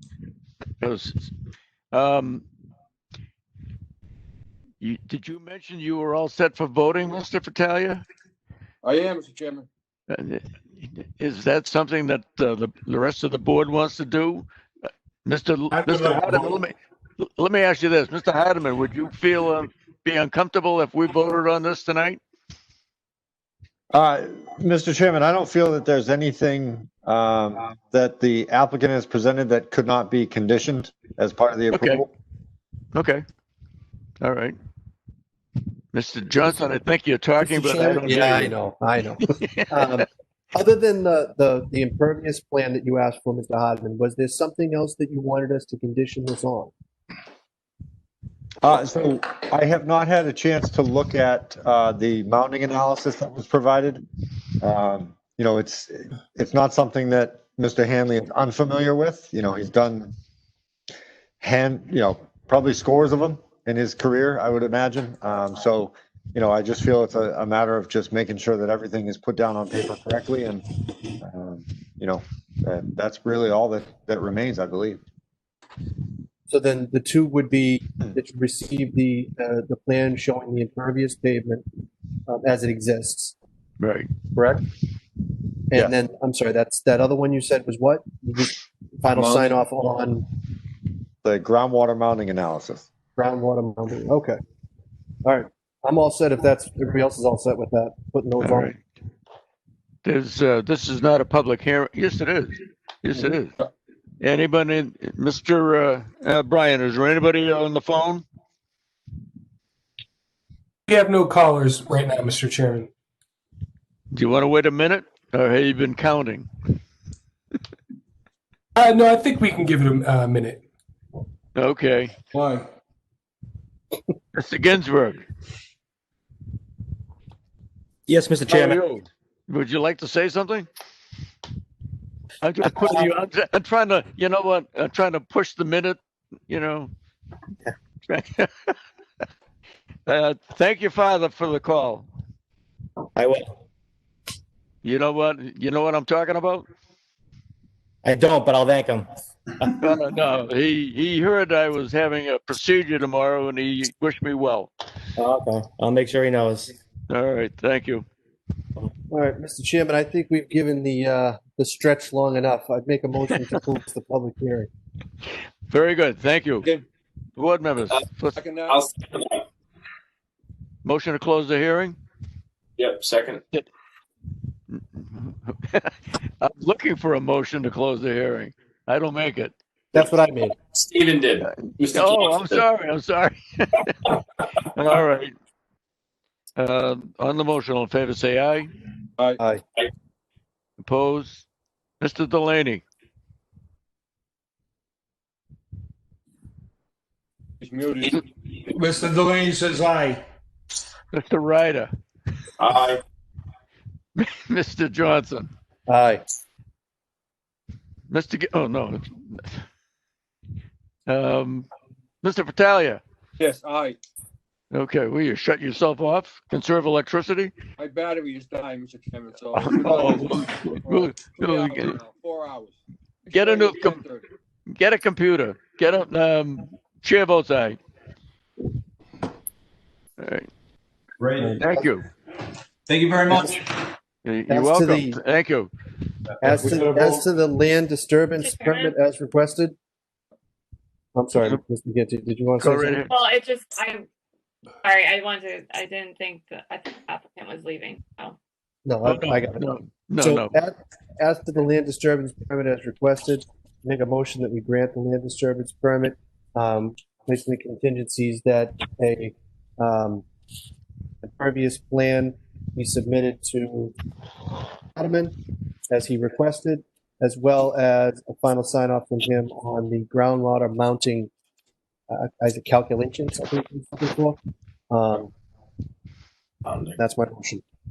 Second. Second that, Mr. Chairman. On the motion, any discussion? Hearing none. On the motion, all in favor, say aye. Aye. Opposed? The ayes have it. Mr. Delaney? Aye. Mr. Battaglia? Aye. Mr. Johnson? Aye. Mr. Ryder? Aye. Chair votes aye. Gentlemen, thank you very much for coming. Thank you very much. Thank you. Yep. Next item is sidewalk discussion we're not going to have this evening, right, Mrs. McGinty? yes. So I already spoke with the town engineer, Kevin Hartman, and we discussed that to suggest it be continued to October Correct. 5th. Right. Yes. So that would be the next item for that would be 7:05 if that's what the board wants to do. So moved. Yep.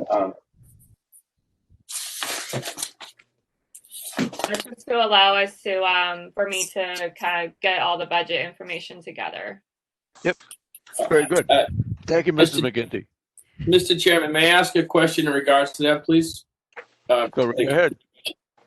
Thank you. As part of the sidewalk discussion, I understand this is a continuation of our last meeting, but I know there were some other questions in regards to the overall sidewalk plan. Is that going to be a component of the discussion, or is this solely on the discussion of the sidewalks on Shawshene Street?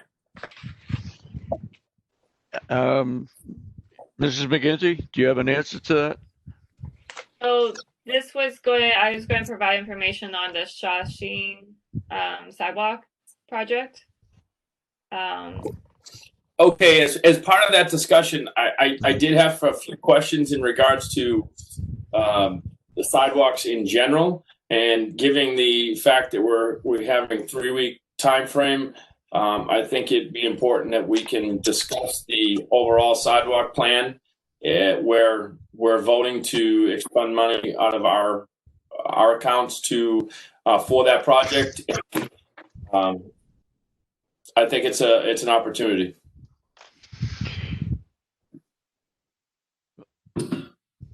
So, Mr. Chairman.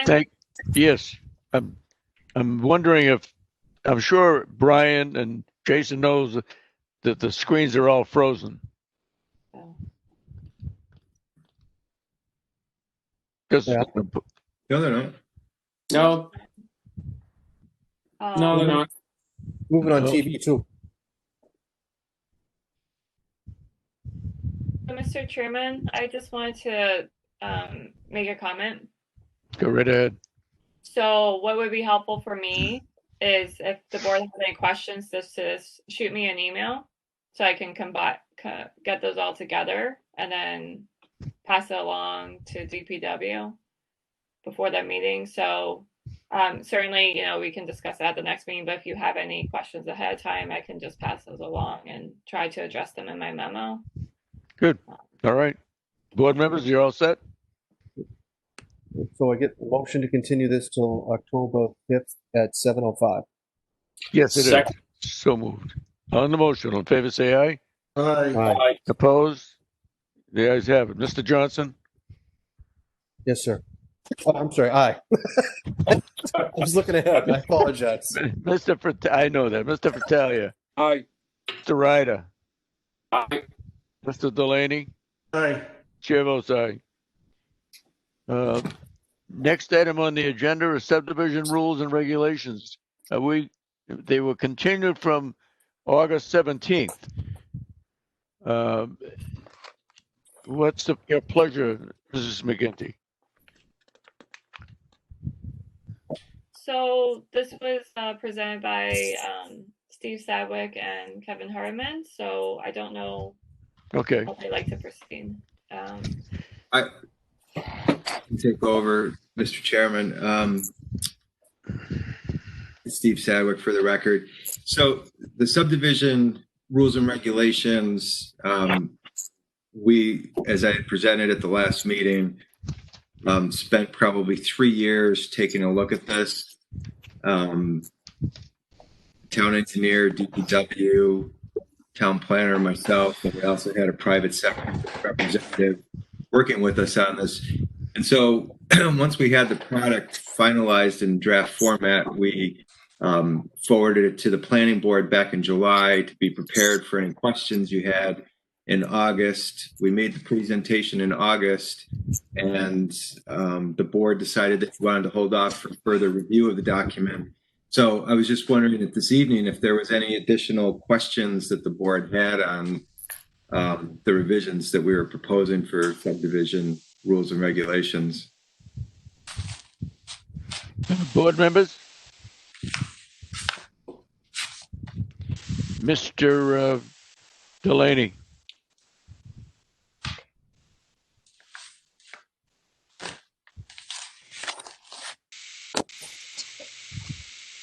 That Mr. over to me. Ryder? I'm sorry. Yes. No, I have nothing. I'm all set. Okay, Mr. Ryder. I'm all set. Thank you. Mr. Fratalia? All set, Mr. Chairman. Mr. Johnson? He's on mute, Mr. Chairman. Yeah, well, my whole screen's on mute. So, is anybody else's screen frozen? Nope. Now mine is. Yours Yes. is, yeah, okay. Mine is, yes. All right. The chair votes I'm all set also. Anna, do you need anything else on that? Oh, I'm sorry. Mr. Sadwick, do you need anything else on that?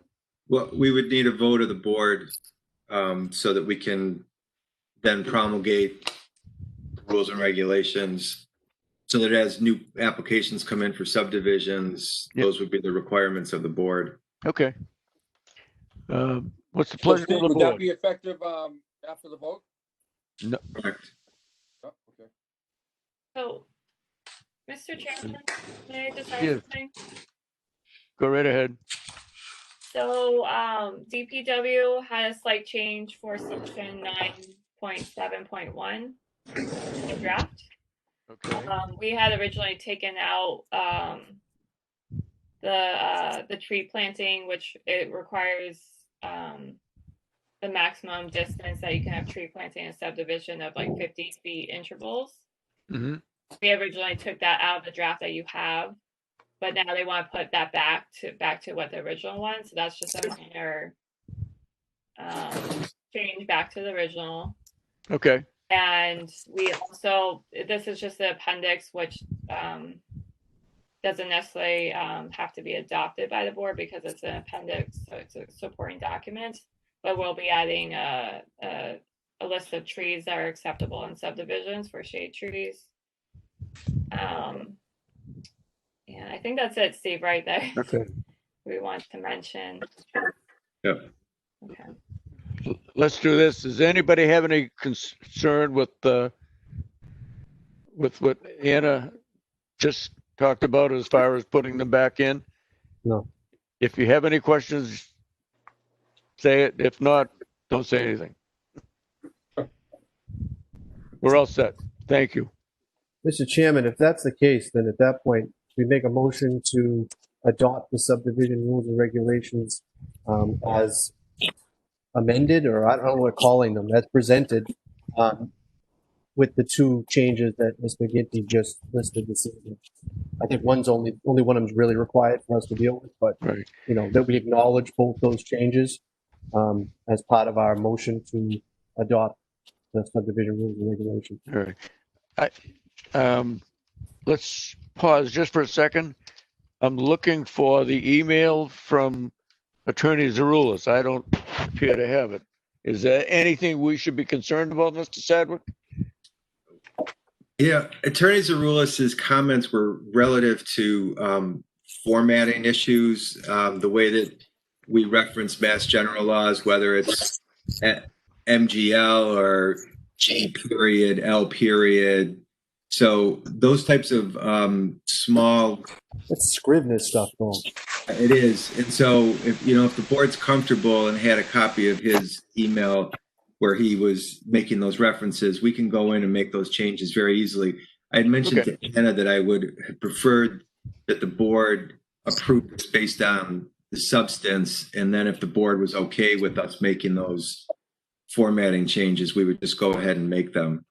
I amend my motion to include that then, if the board allows the minor Scrivener and those type of changes can be made with the substance is what we're approving. Very good. Thank you, Mr. Johnson. Do we have a second? Second. On the motion. All in favor, say aye. Aye. Opposed, the ayes have it. Mr. Johnson? He's frozen. Well, that doesn't stop us. Like, I'm frozen too, but you can hear me, All right. right? So There is. I don't know if you were talking to me, but if you asked, Mr. Fratalia, Aye. Mr. Ryder, Aye. Mr. Delaney, Aye. chair votes aye. And we all set with that, Mr. Sadwick? Yes, although I think we didn't get Mr. Johnson for the record still. He was I the vote first one aye. I asked. Okay. He said yes. Okay. We're good then. Thank Yeah, you. good. Thank you, Stephen. Yeah. Both Steves. Next item on the agenda. Oh, boy. Old business.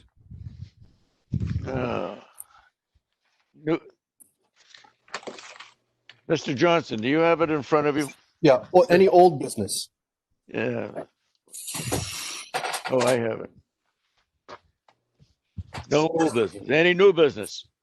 No. Any correspondence? Yes, we have Just what was on the community packet. teamwork. We have a letter from package from Community Teamwork Agency Resource Catalog with a letter dated March 9th, 2020. So, Mr. Chairman, if Yep. I can comment on that. Go right ahead. So that was, we received that, I guess the past week or two. What must have happened is that organization printed out before the pandemic hit, and then they just Oh. did it and came back and then send it to us afterwards. Okay. And they sent Okay. one to each one of us to all the board members and then the staff. So Oh, that's why you have in the packet. It's just a resource in case you want to use it. So, Yep. Yeah. very That's all I good. have to Well, say about that. thank you, Ms. McGinty.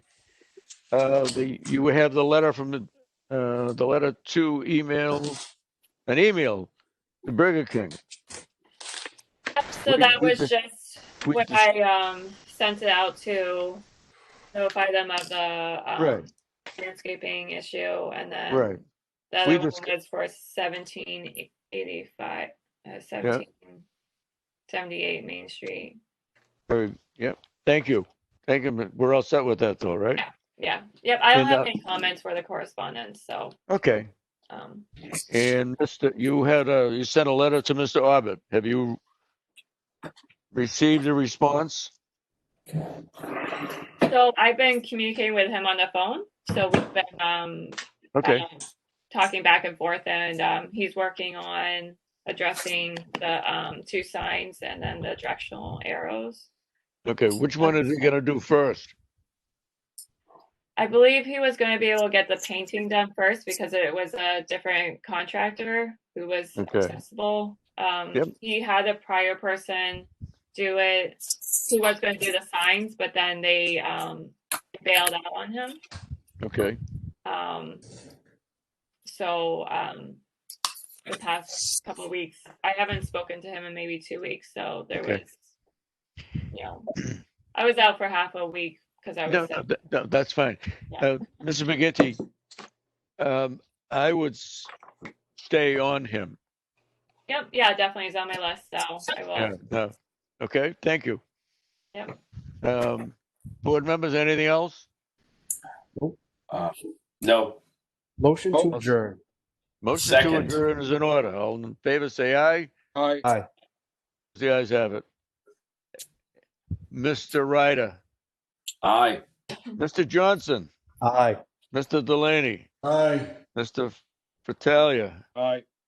chair votes aye. Good night, Good evening. ladies and gentlemen.